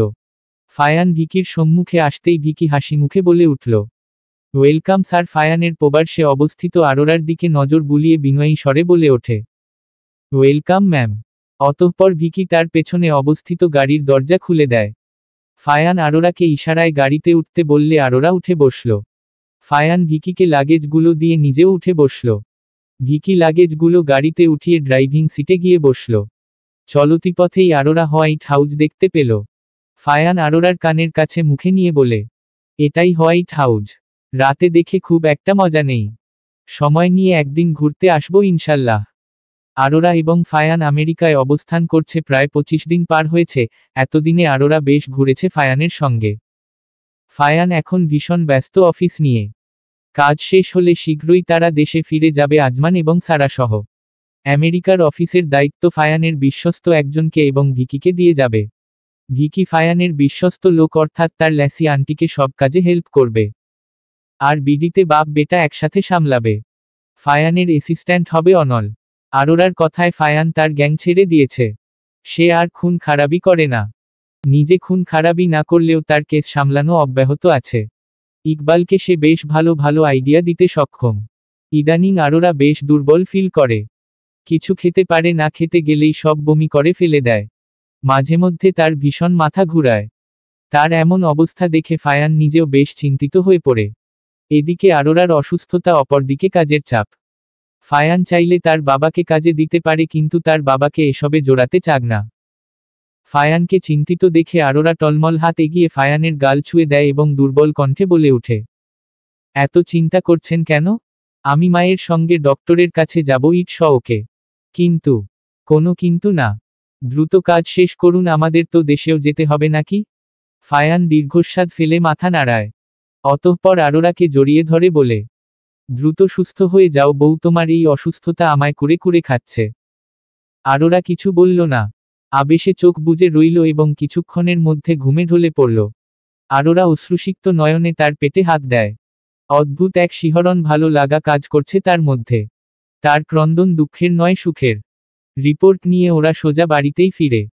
সারা তো বাড়ি এসেই সকলকে কল করে সুখবর জানাতে লাগল। শেষ মুহূর্তে ফায়ানকে যখন জানাতে যাবে আরোরা বাধা দেয়, না মা, এখন নয়, আপনার ছেলের জন্যে এটা সারপ্রাইজ হিসেবে তুলে রাখলাম। আমার ভেতরের আরেকজন অস্তিত্বের খবর আমি নিজ মুখে বলতে চাই। সারা হাসল এবং আরোরার মাথায় হাত বুলিয়ে দিল।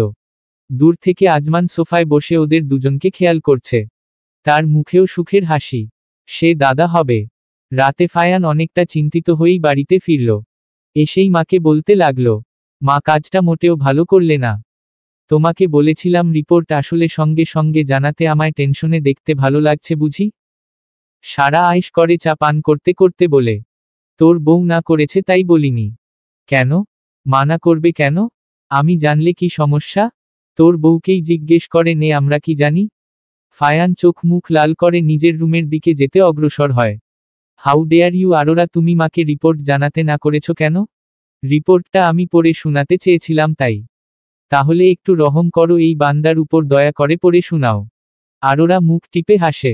অতঃপর গলা ঝেড়ে রিপোর্টের দিকে তাকিয়ে বলতে লাগে, আমার হাজবেন্ড ওরফে মিস্টার ইংরেজ সাহেবকে অধিক সুখের সঙ্গে জানানো হচ্ছে যে। থেমে আরোরা ফায়ানের দিকে তাকালো।